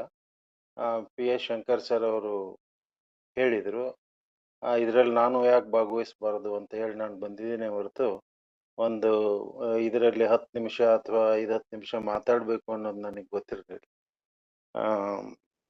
ಆದರೂ ಒಂದು ಅವಕಾಶ ತಾವು ಕೊಟ್ಟಿದ್ದೀರಾ, ಅದಕ್ಕೆ ನಾನು ಆಭಾರಿಯಾಗಿದ್ದೀನಿ. ಮೊದಲನೇದು ಅದೇ ಗುಡ್ ಗವರ್ನೆನ್ಸ್ ಅನ್ನೋದ್ರ ಬಗ್ಗೆ ಎಲ್ಲರೂ ನಮ್ಮ ಹಿರಿಯರೆಲ್ಲರೂ ಬಹಳ ಚೆನ್ನಾಗಿ ಮಾತಾಡಿದ್ದೀರಾ. ಇನ್ನೂ ಹೆಚ್ಚಿಗೆ ಹೇಳೋದು ಇದೆ ಅಂತ ಅಷ್ಟು ನನಗೆ ಅನ್ಸೋದಿಲ್ಲ. ನಿಜವಾದ ಗುಡ್ ಗವರ್ನೆನ್ಸ್ ಮಾಡುವಂತಹ ನಾಯಕ ಅವನ ಮೊದಲ ಕರ್ತವ್ಯ ಅಂದ್ರೆ ತಾನು ಮಾಡುವ ಕೆಲಸ ಇಡೀ ಸಮಾಜದ ಏಳಿಗೆಯನ್ನ ಬಯಸ್ತದೋ, ಸುಸ್ಥಿರತೆಯನ್ನ ಕಾಪಾಡುತ್ತೋ ಅಥವಾ ಇಲ್ಲವೋ ಅನ್ನೋದನ್ನ ಅವರು ಮನದಟ್ಟು ಮಾಡ್ಕೋಬೇಕು. ಅದಕ್ಕೆ ತಕ್ಕನ ಹಾಗೆ ಗವರ್ನೆನ್ಸ್ ಆಡಳಿತವನ್ನ ಮಾಡಬೇಕಾಗುತ್ತೆ.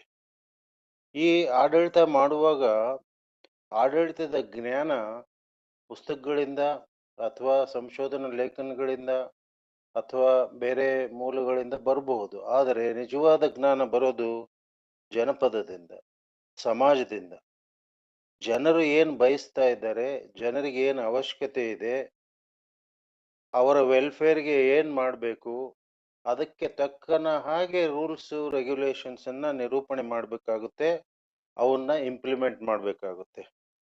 ಹಲವಾರು ಸಲ ನಾವು ಯೂನಿವರ್ಸಿಟಿ ಸಿಸ್ಟಮ್ನಲ್ಲೂ ರೂಲ್ಸ್ ಮಾಡುವಾಗ ಅಥವಾ ಅದು ಇಂಪ್ಲಿಮೆಂಟ್ ಮಾಡುವಾಗ ಕಷ್ಟಗಳನ್ನು ಅನುಭವಿಸಿದ್ದೀವಿ, ತೊಂದರೆಯನ್ನು ಅನುಭವಿಸಿದ್ದೀವಿ. ಆವಾಗ ರೂಲ್ಸ್ ಬಿಟ್ಟು ಕೆಲವು ವಿಷಯಗಳು ಇದ್ರೆ ನಮ್ಮಲ್ಲಿ ಒಂದು ಕಾಮನ್ ಸೆನ್ಸ್ ಅನ್ನೋದಿರುತ್ತೆ. ಆ ಕಾಮನ್ ಸೆನ್ಸ್ನಿಂದ ಗೊತ್ತಾಗುತ್ತೆ ಯಾವುದು ಸರಿ ಅಥವಾ ಯಾವುದು ತಪ್ಪು ಅನ್ನೋದು. ಆದ್ರಿಂದ ಆ ಒಂದು ಕಾಮನ್ ಸೆನ್ಸ್ ಅನ್ನ ಸರಿಯಾದ ರೀತಿಯಲ್ಲಿ ರೂಲ್ಸ್ಗಳಿಗೆ ಅಪ್ಲೈ ಮಾಡಿದಾಗ ಅದು ಸಮಾಜಕ್ಕೆ ಉಪಯೋಗ ಆಗುತ್ತೆ ಅಂತ ನಾನು ಭಾವಿಸ್ತೇನೆ. ಆನಂತರ ಈ ಗವರ್ನೆನ್ಸ್ ಅನ್ನೋದು ಒಂದು ಸಮುದಾಯಕ್ಕೆ ಸಂಬಂಧಪಟ್ಟದ್ದ, ಆ ಗವರ್ನೆನ್ಸಿನ ನಾಲೆಡ್ಜ್ ಕೆಲವರಿಗೆ ಅಷ್ಟೇ ಇರುತ್ತಾ ಅಥವಾ ಸಮಾಜದ ಎಲ್ಲ ಸಮುದಾಯಗಳಲ್ಲೂ ಕಾಂಪಿಟೇಟಿವ್ ಆದ ಜನಗಳು ಇರ್ತಾರ ಅನ್ನೋದು ಎರಡನೇ ವಿಷಯ. ಸಮಾಜದಲ್ಲಿ ಎಲ್ಲ ಸಮುದಾಯದಲ್ಲೂ ಟ್ಯಾಲೆಂಟೆಡ್ ಪೀಪಲ್ ಇರ್ತಾರೆ, ಜ್ಞಾನಿಗಳು ಇರ್ತಾರೆ, ಅವರುಗಳನ್ನ ಉಪಯೋಗಿಸ್ಕೊಂಡು ಗುಡ್ ಗವರ್ನೆನ್ಸ್ ಮಾಡಬೇಕು ಅನ್ನೋದು ಒಂದು ಒಳ್ಳೆಯ ಭಾವನೆ. ಅದರ ಬದಲಾಗಿ ಇವರೇ ನಿಜವಾದ ಜ್ಞಾನಿಗಳು ಅಂತ ನಾವು ಯಾವುದೋ ಒಂದು ಸಮುದಾಯಕ್ಕೆ ಬಹಳ ಇಂಪಾರ್ಟೆನ್ಸ್ ಕೊಟ್ಟಾಗ ಬಹಳಷ್ಟು ಅನಾಹುತಗಳು ಸಹ ಆಗ್ತದೆ ಅಂತ ನಾನು ನಂಬ್ತೀನಿ. ಅಂದ್ರೆ ಗವರ್ನೆನ್ಸ್ ಎಲ್ಲರನ್ನೂ ಒಳಗೊಂಡಿರ್ಬೇಕು. ಇದನ್ನ ತಾವೆಲ್ಲರೂ ಬಹಳಷ್ಟು ವಿವರವಾಗಿ ಹೇಳಿದಿರಿ. ಆ ನಂತರ ಅದಕ್ಕೆ ನಾವು ಇನ್ಕ್ಲೂಸಿವ್ನೆಸ್ ಡಿಸೆಂಟ್ರಲೈಸೇಷನ್ ಅಂತ ಹೇಳ್ತೀವಿ. ಅದು ಮಾಡುವಾಗ ಜನರನ್ನ ವಿಶ್ವಾಸಕ್ಕೆ ತಗೊಳ್ಳಿ. ಜನಗಳು ಹೇಳ್ತಾರೆ ಯಾವುದು ಸರಿ ಯಾವುದು ಅಲ್ಲ ಅಂತ ಹೇಳಿ. ಅದು ನಮ್ಮ ರೂಲ್ಸ್ ರೆಗ್ಯುಲೇಷನ್ ಫ್ರೇಮ್ ವರ್ಕ್ ನಲ್ಲಿ ತಗೊಂಡು ಬಂದು ಆ ರೀತಿಯಾದಂತಹ ಕೆಲಸವನ್ನ ಮಾಡಬೇಕಾಗುತ್ತೆ. ಆಮೇಲೆ ಗವರ್ನೆನ್ಸ್ ಮಾಡುವಂತಹ ನಾಯಕ ಅಥವಾ ಲೀಡರ್ ಅಥವಾ ಒಬ್ಬ ಅಡ್ಮಿನಿಸ್ಟ್ರೇಟರ್ ಕೆಲವು ಗುಣಗಳು ಅವರಲ್ಲಿ ಇರ್ಬೇಕಾಗುತ್ತೆ. ಅವನ್ ಮಾಡೋದೊಂದು, ಯೋಚನೆ ಮಾಡೋದೊಂದು, ಬದುಕೋ ರೀತಿ ಒಂದು ಅಂದ್ರೆ ಜನಗಳು ಅವರನ್ನು ನಂಬೋದಿಲ್ಲ. ಅವರು ನಿಸ್ವಾರ್ಥಿಗಳಾಗಿರ್ಬೇಕು. ಮೊದಲು ಸರಳವಾಗಿ ಬದುಕಬೇಕು, ಕಷ್ಟಪಟ್ಟು ದುಡಿಬೇಕು. ಎಲ್ಲಕ್ಕಿಂತ ಮಿಗಿಲಾಗಿ ಅವರಿಗೆ ಅವರ ಪೊಸಿಷನ್ನಿನ ಅಹಂ ಇರಬಾರ್ದು. ಈ ಅಹಂ ಅನ್ನೋದು ಎಲ್ಲಾ ರೀತಿಯ ಡ್ಯಾಮೇಜ್ ಅನ್ನು ವ್ಯವಸ್ಥೆಗೆ ಮತ್ತು ಸಮಾಜಕ್ಕೆ ಮಾಡುತ್ತೆ. ಮತ್ತೊಂದು ಲೀಡರ್ಶಿಪ್ ಕ್ವಾಲಿಟಿ ಏನು ಅಂದ್ರೆ, ನಿಮ್ಮ ಸಬಾರ್ಡಿನೇಟ್ಸು ಅಥವಾ ನಿಮ್ಮ ಆಫೀಸ್ನಲ್ಲಿ ಅಥವಾ ವಿದ್ಯಾರ್ಥಿಗಳು, ಸಮಾಜ ಏನ್ ಬೇಕಾಗಿದೆ ಅಂತ ಕೇಳೋದಕ್ಕಿಂತ ಮೊದಲೇ ತಿಳ್ಕೊಳ್ಬೇಕು. ಬೇರೆಯವರು ಬಾಯ್ಬಿಟ್ಟು ಕೇಳೋದಕ್ಕಿಂತ ಮೊದಲು ಅವ್ರ ಮೈಂಡ್ನಲ್ಲಿ ಏನಿದೆ ಅಂತ ಅರ್ಥ ಮಾಡಿಕೊಂಡು, ಅವರ ಅವಶ್ಯಕತೆ ಏನಿದೆ ಅಂತ ಅರ್ಥ ಮಾಡಿಕೊಂಡು ಆ ಪ್ರಕಾರವಾಗಿ ಈ ಆಡಳಿತವನ್ನು ನಡೆಸೋನು ನಿಜವಾದ ಆಡಳಿತಗಾರ ಆಗ್ತಾನೆ. ಕೆಲವು ಸಲ ನಾವು ಯೋಚನೆ ಮಾಡ್ತೀವಿ, ಇತ್ತೀಚೆಗೆ ನಾನು ಜಾಸ್ತಿ ಯೋಚನೆ ಮಾಡಿ, ದೇಶ ಅಂದ್ರೆ ಏನು? ಇತ್ತೀಚೆಗೆ ಆ ಶಬ್ದನೂ ನಾವು ಬಹಳ ಕೇಳ್ತಾ ಇದ್ದೀವಿ. ದೇಶ ಅಂದ್ರೆ ಏನು? ದೇಶ ಅಂದ್ರೆ ಒಂದು ಭೂಮಿನ, ನಿರ್ದಿಷ್ಟ ಇದಿರೋ ಭೂಮಿನ, ಟೆರಿಟರಿ ಇರೋ ಭೂಮಿನ ಅಥವಾ ಜನ. ನಮ್ಮ ದೃಷ್ಟಿನಲ್ಲಿ ದೇಶ ಅಂದ್ರೆ ಜನ.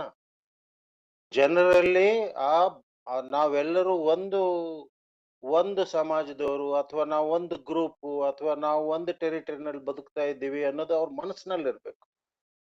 ಆವಾಗ ರಾಷ್ಟ್ರೀಯತೆ ಅನ್ನೋದು ಬೆಳಿಲಿಕ್ಕೆ ಕಾರಣವಾಗುತ್ತೆ. ಜನರ ಒಳಿತನ್ನು ಬಯಸದೆ ದೇಶವನ್ನು ಕಟ್ತೀನಿ ಅಂದ್ರೆ ಅದು ಒಂದು ಹುಸಿ ಯೋಚನೆ ಅಂತ ನಾನು ಯೋಚನೆ ಮಾಡ್ತಾ ಇದ್ದೀನಿ. ಆಮೇಲೆ ಲೀಡರ್ಶಿಪ್, ರಿಯಲ್ ಗವರ್ನೆನ್ಸ್ ಯಾವಾಗ ಬರುತ್ತೆ ಅಂದ್ರೆ ಸ್ವ ವಿಮರ್ಶೆ, ಸೆಲ್ಫ್ ಕ್ರಿಟಿಸಿಸಮ್.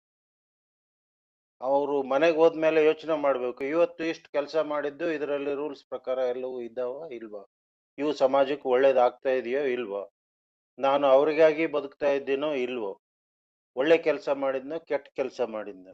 ಈ ಸ್ವ ವಿಮರ್ಶೆ ಅನ್ನೋದಿದೆಯಲ್ಲ, ಅದೇ ರೀತಿ ಸೆಲ್ಫ್ ಡಿಸಿಪ್ಲಿನ್. ಪ್ರತಿಯೊಬ್ಬರಲ್ಲೂ ಸೆಲ್ಫ್ ಡಿಸಿಪ್ಲಿನ್ ಇರ್ಬೇಕು. ನಮ್ಮ ಸ್ಟಾಫ್ ವೈಸ್ ಚಾನ್ಸಲರ್ ಆಫೀಸ್ನಲ್ಲಿದ್ದಾರೆ ಅಂತ ಇವತ್ತು ಕೆಲಸ ಮಾಡೋದು, ವೈಸ್ ಚಾನ್ಸಲರ್ ಇಲ್ಲದೆ ಇದ್ರೆ ಅವತ್ತು ಬಂಕ್ ಮಾಡೋದು, ಅದು ಸಾಧ್ಯನೇ. ಆದ್ರಿಂದ it is a lower level of performance. ಬೇರೆಯವ್ರಿಗಾಗಿ ಬದುಕೋದಲ್ಲ, ತನಿಗಾಗಿ ಬದುಕಬೇಕು, ತನ್ನ ಏಳಿಗೆಗಾಗಿ ಬದುಕಬೇಕು. ಅಂದ್ರೆ ರೈಟ್ ಡೈರೆಕ್ಷನ್. ಅಂದ್ರೆ self discipline is very important. ಗಾಂಧೀಜಿಯವರು ಅದಕ್ಕೆ ಹೇಳಿದ್ದಾರೆ, ನನ್ನ ಜೀವನವೇ ನನ್ನ ಸಂದೇಶ, my life is my message, ಬೇರೆ ಏನೂ ಇಲ್ಲ. ಆ ರೀತಿ ಎಷ್ಟು ಜನ ನಮ್ಮ ಆಡಳಿತಗಾರರು ಬದುಕಿದ್ದಾರೆ, ಇಲ್ಲಿವರೆಗೂ ಬದುಕ್ತಾ ಇದ್ದಾರೆ. ಆಮೇಲೆ ಗಾಂಧೀಜಿಯವರು ಹೇಳಿದ್ರು ಗ್ರಾಮ ಸ್ವರಾಜ್ಯ, ಸೆಲ್ಫ್ ಗವರ್ನೆನ್ಸ್. ಪ್ರತಿಯೊಂದು ಹಳ್ಳಿಯು ಸೆಲ್ಫ್ ಗವರ್ನೆನ್ಸ್ ಮಾಡ್ಕೊಳ್ಬೇಕು, ಗ್ರಾಮ ಸ್ವರಾಜ್ಯ. ಬಹಳ ಗ್ರೇಟ್ ಥಾಟ್ ಅದು. ಅದನ್ನ ನಮ್ಮ ನಜೀರ್ ಸಾಬ್ ಅವರು, ರಾಮಕೃಷ್ಣ ಹೆಗಡೆ ಅವರು ಚೀಫ್ ಮಿನಿಸ್ಟರ್ ಇರುವಾಗ ಪಂಚಾಯತ್ ರಾಜ್ ಮತ್ತು ಗ್ರಾಮೀಣ ಅಭಿವೃದ್ಧಿ ಮಾಡಿದ್ರು. ಅದನ್ನ ಆಕ್ಟ್ ಅನ್ನೇ ತಗೊಂಡು ಅದು ಕಾನೂನು ಆಯ್ತು. ಈಗ ಅದರದ್ದು ಆ ಕಾನೂನಿನ ಉದ್ದೇಶಗಳು, ವಿವರಗಳು ಬಹಳಷ್ಟು ಉನ್ನತ ಮಟ್ಟದವು ಇದ್ದಾವೆ. ಆದ್ರೆ ಆಗಿದ್ದೇನು? ಇದು ಪ್ರಶ್ನೆ ನಮಗೆ. ಮತ್ತೆ ಈಗ ಗವರ್ನೆನ್ಸ್ ಬಗ್ಗೆ ನವೋದಯದ ಯೋಚನೆ ಬೇಕಾಗಿದೆ. ನವೋದಯ ಅಂದ್ರೆ ರಿನೈಸಾನ್ಸ್. ಯಾವಾಗ ನಮ್ಮ ಸಾಹಿತ್ಯ ಒಂದು ಕಾಲಘಟ್ಟದಲ್ಲಿ ನಿಂತ ನೀರಾಗಿತ್ತು, ಇಂಡಿಯಾದಲ್ಲಿ ಆಸ್ ವೆಲ್ ಆಸ್ ಯುರೋಪ್ನಲ್ಲೂ ಸಹ ಸಾಹಿತ್ಯ ಪ್ರೋಗ್ರೆಸಿವ್ ಆಗಿ ಇರ್ಲಿಲ್ವೋ, ನಿಂತ ನೀರಾಗಿತ್ತು. ಯಾವುದೇ ಒಂದು ಪಟ್ಟಬದ್ಧ ಹಿತಾಸಕ್ತಿಗಾಗಿ ಸಾಹಿತ್ಯ ಸೃಷ್ಟಿಯಾಗಿತ್ತು, ಹೊಸ ಸಾಹಿತ್ಯ ಉಟ್ಕೊಳ್ತು. ಅದಕ್ಕೆ ನಾವು ನವೋದಯ ಸಾಹಿತ್ಯ ಅಂತೀವಿ. ಈಗ ನಮ್ಮ ರಾಜಕೀಯ, ನಮ್ಮ ಸಮಾಜವೂ ಸಹ ಬಹುಶಃ ಗವರ್ನೆನ್ಸ್ಗೆ ಸಂಬಂಧಪಟ್ಟ ಹಾಗೆ ನಿಂತ ನೀರಾಗಿದೆ. ಈ ನಿಂತ ನೀರನ್ನ ಮುಂದೆ ಅದನ್ನ ಕ್ಲೀನ್ ಮಾಡಬೇಕು ಅಂದ್ರೆ ಹೊಸ ರೀತಿಯಾದಂತ ನವೋದಯ ಚಿಂತನೆಗಳು ಬರ್ಬೇಕು, ಆಡಳಿತದ ಬಗ್ಗೆ ಅಥವಾ ಗವರ್ನೆನ್ಸ್ ಬಗ್ಗೆ.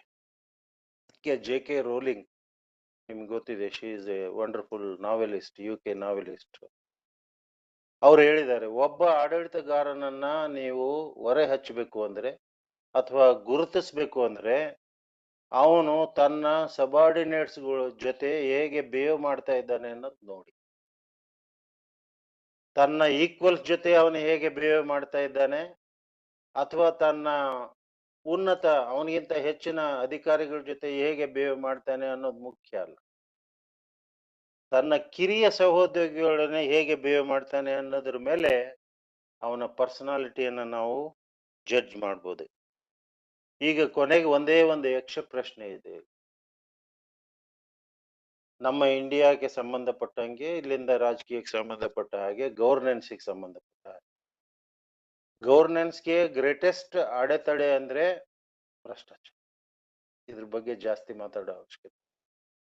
ಅದು ಎಲ್ಲಿ ಹುಟ್ಟುತ್ತೆ, ಎಲ್ಲಿಂದ ಬರುತ್ತೆ, ಅಥವಾ ಎಲ್ಲಿಗೆ ಎಫೆಕ್ಟ್ ಆಗುತ್ತೆ ಅನ್ನೋದೇ ಒಂದು ದೊಡ್ಡ ಜಿಜ್ಞಾಸೆ.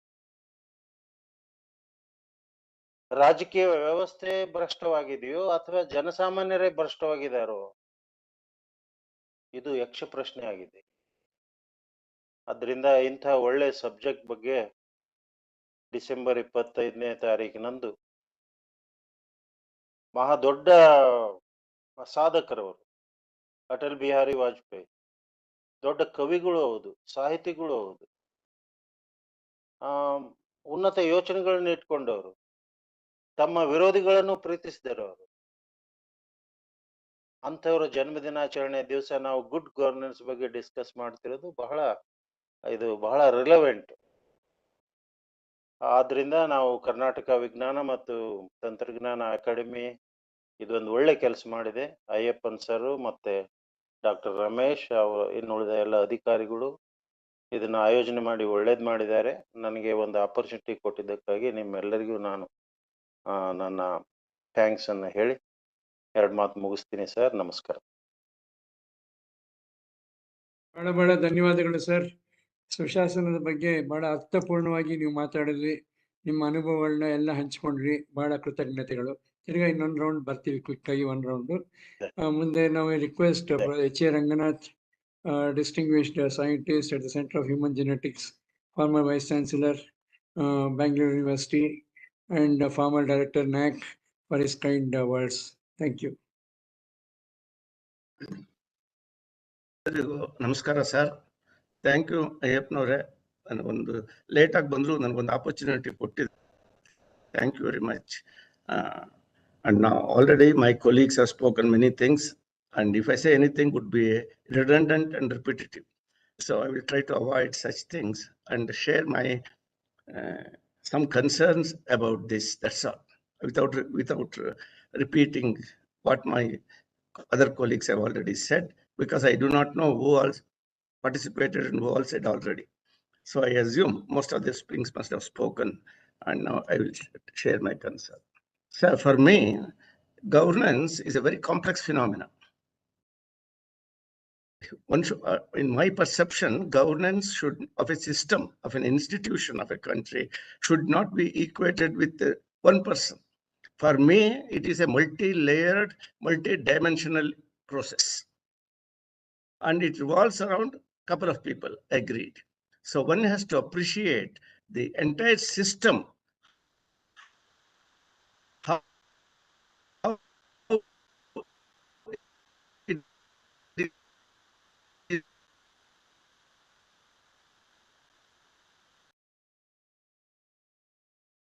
ಇನ್ನು ಸರ್ ಸ್ವಲ್ಪ ಆಡಿಯೋ ಪ್ರಾಬ್ಲಮ್ ಆಗ್ತಾ ಇದೆ ತಮ್ಮ ಕಡೆಯಿಂದ.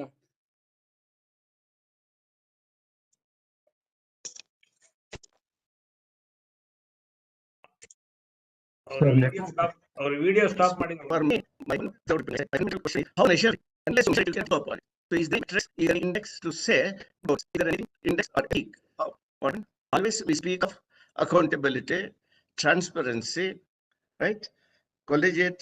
Colleague satisfaction, stakeholder satisfaction, all these things we repeatedly say in all our speeches and platforms. How to measure it?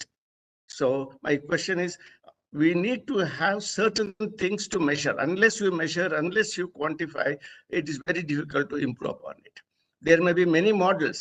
A model for a corporate governance is different from public sector governance, or a private sector governance, or an autonomous governance, or a national governance. Therefore, most of us who have spoken now, as I could see the panelists, are all from academic background, institutional background. Therefore, we need to have certain things to measure all the parameters, all the indicators, what my colleagues have spoken. Otherwise, it becomes extremely relative and it is context dependent. And now, second point, what I have to say is that always I compare the institutional health profile. The governance reflects the health profile of an institution.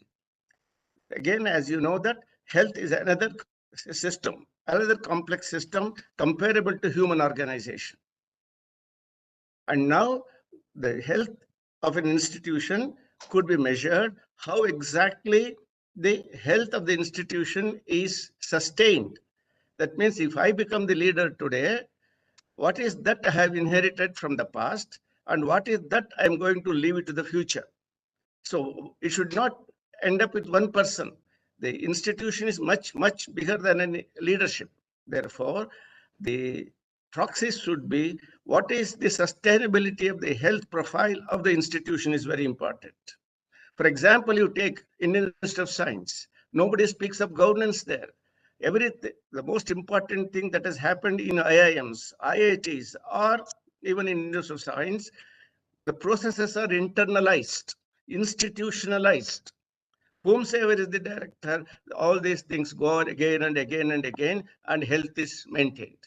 Therefore, the governance must reflect how exactly the processes are being institutionalized over a period of time and how the health is maintained. There may be ups and downs in the overall health of the institution, but it is internalized. For example, you take the global rankings, world global rankings like Times Higher Education or Shanghai rankings or QS rankings.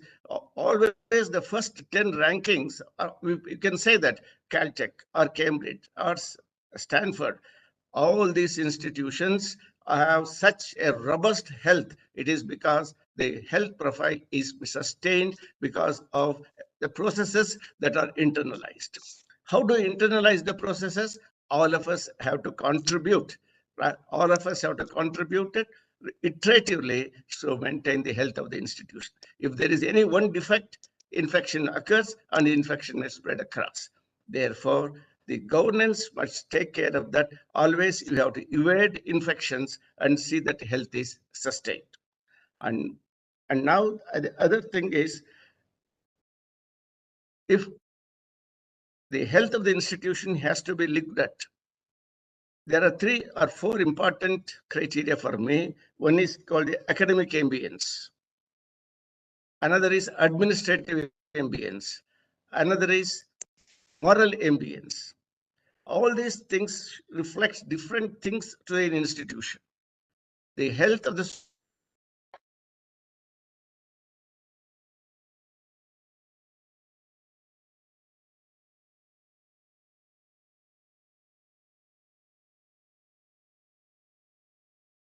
I think there is a network issue at your end, sir.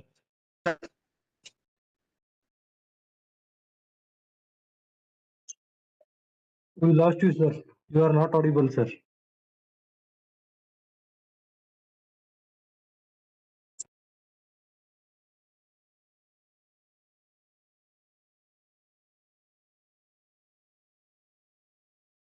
institution must have all these things in place. No, we are using inform these citizens. Therefore, network is okay. So, maintain this diversity and other elements. Therefore, then only if the institution health is good, the academic institution is good, naturally it contributes to the overall the health of the society. And then, most important thing for me is that the success of a leader or success of a system is reflected how good things are left over to the next generation.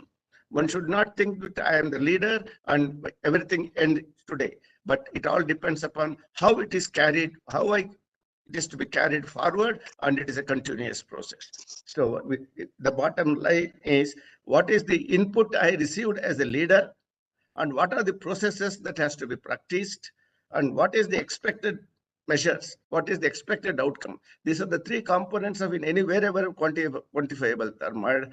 Therefore, whatever my colleagues have spoken, I am with them, and all their concerns are equally important. And I have given you another dimension. Look at the health of the institution of the past, the present, and the future, and that decides the fate of the country. Thank you very much, sir. Thank you very much, sir, for your very insightful remarks. Thank you so much. Now we have come to the end of the first round of remarks by our esteemed colleagues. What we gather is, you all have brought before us what are the elements of good governance, what are the principles of good governance, and what are the practices to be adopted. And a message came clear that they are all customized. A blanket recipe cannot be given. And then it all depends on the person who is there. He or she makes a big difference. These are all, in spite of the rules and regulations laid down.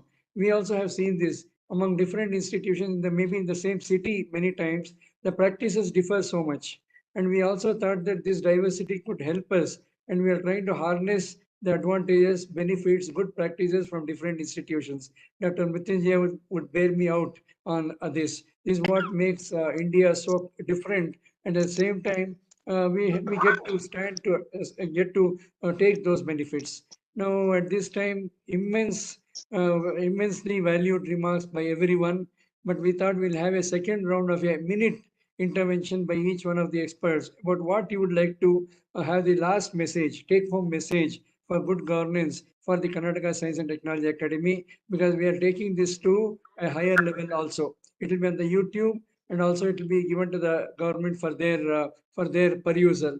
That's why I'm requesting for a second round of 1 minute recipe from each one of you for a good governance. And with this, I now request our esteemed Nadoja, Dr. P.S. Shankar ಅವ್ರಿಗೆ ನಿವೇದನೆ. ನಿಮ್ಮ ಏನು ಒಂದು ಸಂದೇಶ, 1 ನಿಮಿಷದ ಸಂದೇಶ ಸುಶಾಸನದ ಬಗ್ಗೆ.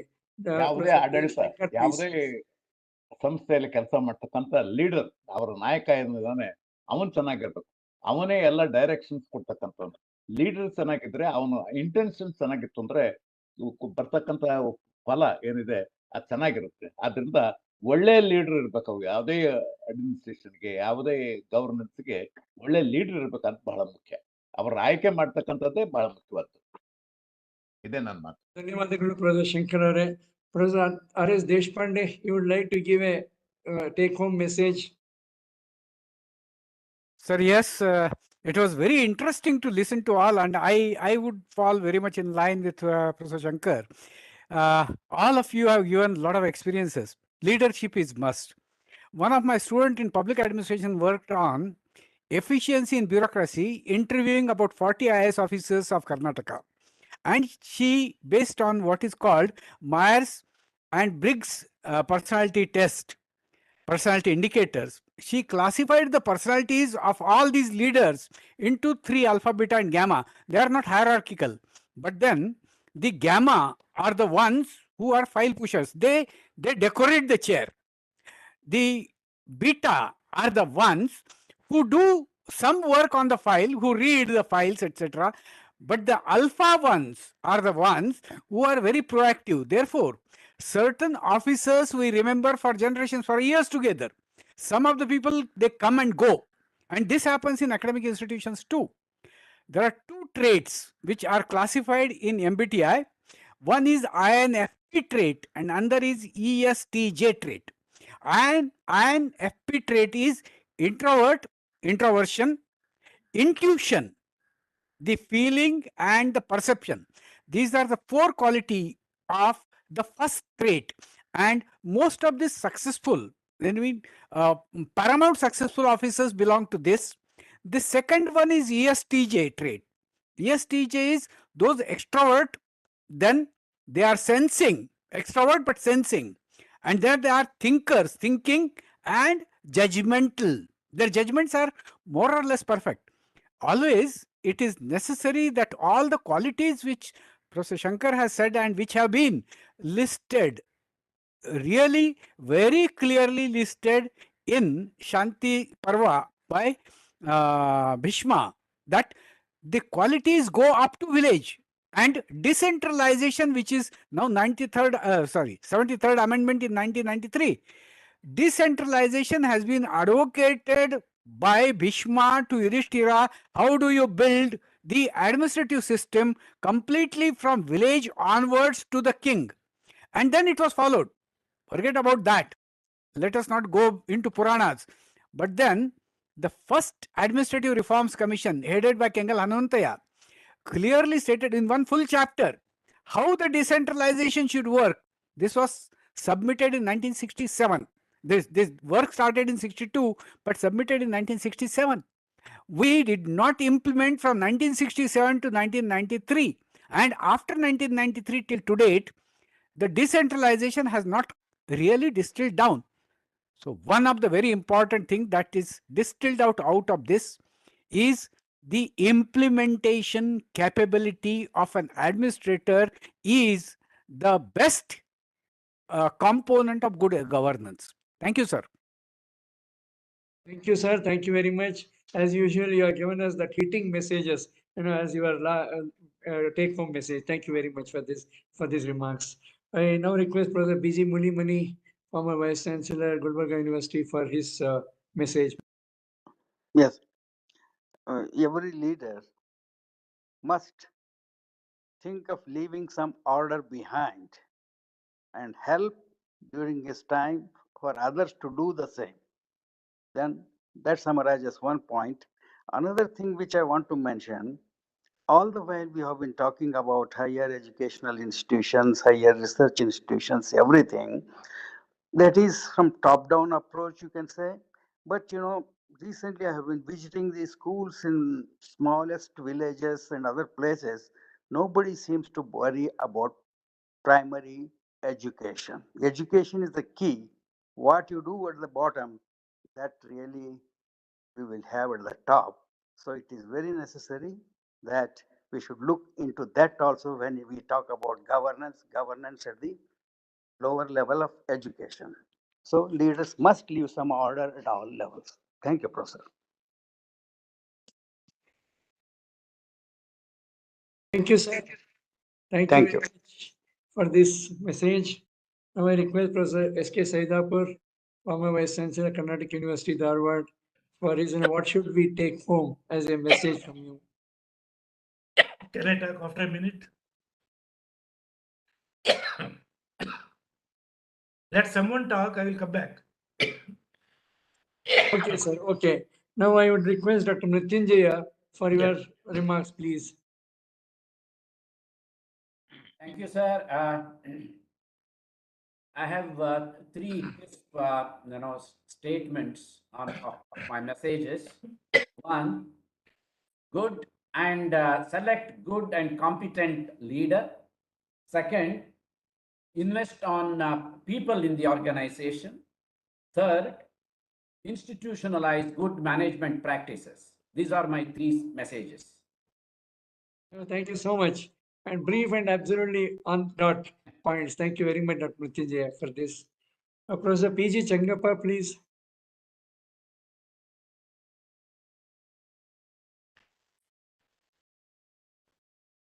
Professor P.G. Changappa, former Vice Chancellor, US Bangalore. Thank you very much, sir. As we all know, good governance is a part of the UN SDG goals. So it would be ideal for us to document the good governance models that would contribute to the transformation agenda, so that the India's stand also is well documented and practiced elsewhere. Thank you.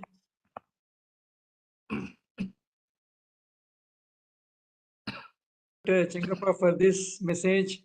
Dr. S. Rajendra Prasad, former Vice Chancellor, US Bangalore.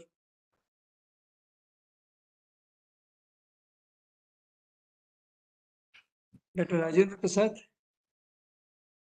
Is not there? Oh, Dr. Rajendra Prasad. Okay, thank you.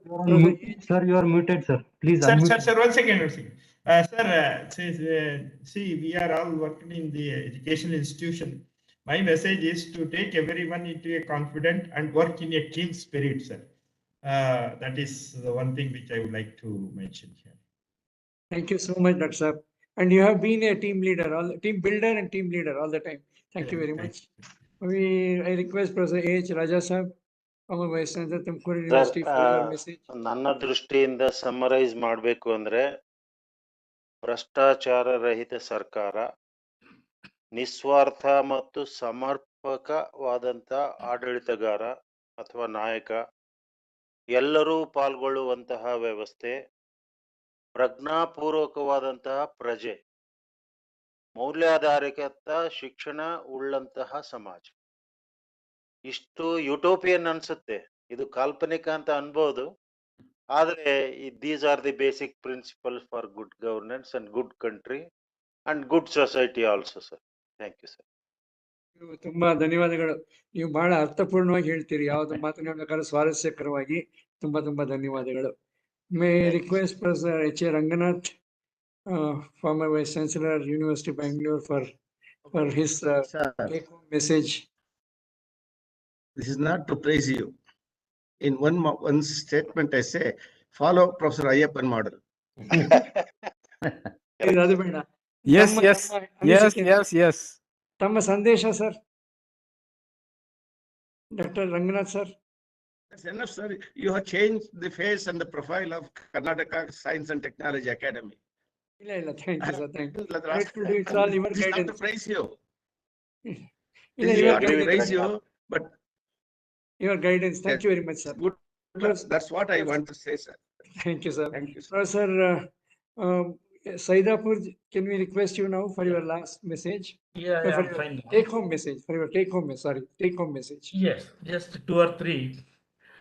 One is that very fact that we are talking about good governance means all is not well, and we have to take good governance as a very serious issue, and we should think and try to improve governance throughout the country. Number 2, in my opinion, there should be periodic assessment of governance of all given institutions. We should not, wait for someone to complete his term and go. Midterm evaluation should be there. That is one suggestion. The second and the third one is that we should always keep in mind what a common man thinks about our governance, the stakeholder, and how does he conclude. He has no way of, like a parameter, judgment, this, that, all that he does not have. For example, he is a common man sees potholes and little road, only potholes, he has his own conclusion about the governance. We look at the highly polluted water bodies, a common man, I'm not talking from my perspective, I'm talking about a layman. What will he conclude? This should be kept in mind so that in the process governance can improve. So common man's perspective is look at the traffic, look at the roads, look at the polluted water bodies, look at not getting clean water and air. I think these are the parameters which a common man sees, perceives, and judges the governance. I just let me tell you one simple anecdote. When Professor Nanjundappa was our vice chancellor, one day the tower clock was not working. At 10 o'clock, he telephoned the person to come and repair. He said, sir, I'll come tomorrow morning and repair. He said, no. Whole Dharwad is watching at my tower clock, and if the tower clock is not working, the Dharwad people will conclude that university is not working well. So that is the message I want to give. Thank you. Thank you so much, Professor Saidapur. Thanks so much for all these messages. Now we have come to the close of almost the close of the session. The what message that we are taking is at this time, as I already mentioned, you all have said so much, and in a democracy like ours, the expectations of the stakeholders are also so high. So for any individual to meet all those may become a challenge. That's what is being discussed. So the processes are also as important as the goals. As Gandhiji said, ಗುರಿ ಎಷ್ಟು ಮುಖ್ಯನೋ ಹಾಗೇನೆ ಮಾರ್ಗ ಕೂಡ ಅಷ್ಟೇ ಮುಖ್ಯ ಅಂತ ಅವ್ರು ಯಾವಾಗಲೂ ಹೇಳ್ತಾ ಇದ್ದಿದ್ದು. So at this time, people feel that if we can't do everything, can we do the larger good? Can we do things for a larger good? I mean, that's what everybody discusses, and your intuitions and your suggestions will be very valuable. We'll take this message, as I said, across, and coming from eminent people like you in the society, not only as vice chancellors and administrators, directors, and so on, but then you have played a big role in the society in different ways. ನಮ್ದು ಇವತ್ತು ಉದ್ದೇಶ ಇದ್ದದ್ದು ಎರಡು. ಸುಶಾಸನಕ್ಕೆ ತಂತ್ರಜ್ಞಾನ ಆಗತ್ತಾ, good governance through technology, and then good technology through governance. Can governance lead to good technology, a science-led technology-based society? So ಇವೆರಡು ಉದ್ದೇಶಗಳು ಇಟ್ಕೊಂಡು ಇವತ್ತಿನ ಪ್ಯಾನೆಲ್ ಡಿಸ್ಕಷನ್ ನಾವು ಆರ್ಗನೈಸ್ ಮಾಡಿದ್ವಿ. We couldn't have got a better panel than you. We are extremely grateful to Professor Shankar, who started with his age, lifelong experience.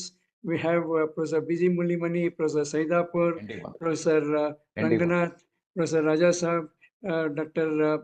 Professor Deshpande, Dr. P. Chengappa, Dr. S. Rajendra Prasad, each one who has excelled in their own fields and contributed so much to the society. We couldn't have had a better panel. We couldn't have had better inputs. And this becomes a good document for us. It will be in the YouTube. There will be a large number of viewers on this.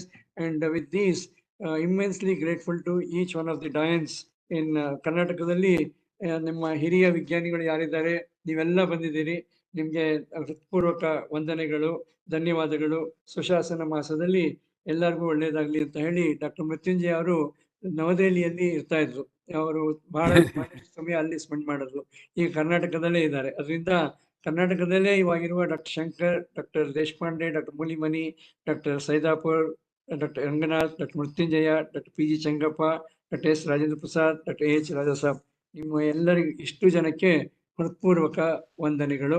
ನನ್ನ ಸಹೋದ್ಯೋಗಿ doctor M Ramesh C ಅವರು formal vote of thanks ಕೊಡಬೇಕು ಅಂತ ನಾನು ಕೇಳ್ಕೊತೀನಿ. Doctor Ramesh, please. Good evening sirs, ಎಲ್ಲರಿಗೂ ನಮಸ್ಕಾರ. ಸುಶಾಸನ ಮಾಸಾಚರಣೆ ಅಂಗವಾಗಿ ಆಯೋಜಿಸಿದ್ದ ಈ ಒಂದು ಸಮಿತಿ ಚರ್ಚೆಯಲ್ಲಿ ಎಲ್ಲರೂ ಭಾಗವಹಿಸಿದ್ದೇವೆ. ಮೊದಲಿಗೆ ಈ ಒಂದು ಸಮಿತಿ ಸಭೆಯನ್ನು, ಈ ಒಂದು ಪ್ಯಾನಲ್ ಡಿಸ್ಕಷನ್ ಕೋಆರ್ಡಿನೇಟ್ ಮಾಡಿದಂತ ನಮ್ಮ ಮಾನ್ಯ ಅಧ್ಯಕ್ಷರಾದ ಪ್ರೊಫೆಸರ್ ಸೈಯಪ್ಪನ್ ಸರ್ಗೆ ನಮ್ಮೆಲ್ಲರ ಪರವಾಗಿ ತುಂಬು ಹೃದಯದ ಧನ್ಯವಾದಗಳು. ಹಾಗೆ ಈ ಒಂದು ಚರ್ಚೆಯಲ್ಲಿ ಸಕ್ರಿಯವಾಗಿ ಭಾಗವಹಿಸಿ ತಮ್ಮ ಪಾಂಡಿತ್ಯ ಮತ್ತು ಚಿಂತನೆಯನ್ನು ಹಂಚಿಕೊಂಡಿರ್ತಕ್ಕಂತಹ ಅಕಾಡೆಮಿಯ ಮಾನ್ಯ ಸದಸ್ಯರು ಮತ್ತು ಅಕಾಡೆಮಿ ಫೆಲೋಗಳಾದ Nadoja doctor P. S. Shankar, doctor R. S. Deshpande, professor H. A. Ranganath, professor B. Mulimani, professor SK Saidapur, professor Mrityunjaya, professor H Raja Sab, professor PG Chengappa, professor Rajendra Prasad ಅವರೆಲ್ಲರಿಗೂ ಅಕಾಡೆಮಿ ಪರವಾಗಿ ತುಂಬು ಹೃದಯದ ಧನ್ಯವಾದಗಳು. ಹಾಗೆ ಈ ಒಂದು ಆನ್ಲೈನ್ ಮೀಟಿಂಗ್ ಅರೇಂಜ್ ಮಾಡಿದಂತ ನನ್ನ ಸಹೋದ್ಯೋಗಿ ಮಿತ್ರರಾದ ಉಮೇಶ್, ಡಾಕ್ಟರ್ ಆನಂದ್ ಅವ್ರಿಗೆಲ್ಲರಿಗೂ ಮತ್ತೊಮ್ಮೆ ಧನ್ಯವಾದಗಳು. ನಿಮ್ಮೆಲ್ಲರ ಒಂದು ಗೈಡೆನ್ಸ್ ಮತ್ತು ಎಂಕರೇಜ್ಮೆಂಟ್ ಅಕಾಡೆಮಿಗೆ ನಿರಂತರವಾಗಿ ದೊರೀತಾ ಇರಲಿ ಅಂತ ಕೇಳಿಕೊಂಡು ಈ ಸಭೆಗೆ ಮತ್ತೊಮ್ಮೆ ವಂದನೆಗಳನ್ನು ತಿಳಿಸ್ತೀನಿ. ನಮಸ್ಕಾರ. ನಮಸ್ಕಾರ. Thank you very much. Thank you very much, sir. Thank you. Thank you, sir. Thank you, sir. Thank you. Thank you very much. Thank you. ನಮಸ್ಕಾರ. ಎಲ್ಲರಿಗೂ ನಮಸ್ಕಾರ. ಎಲ್ಲರಿಗೂ ನಮಸ್ಕಾರ. ಧನ್ಯವಾದಗಳು. Thank you very much sir. ಆಯ್ತಪ್ಪ.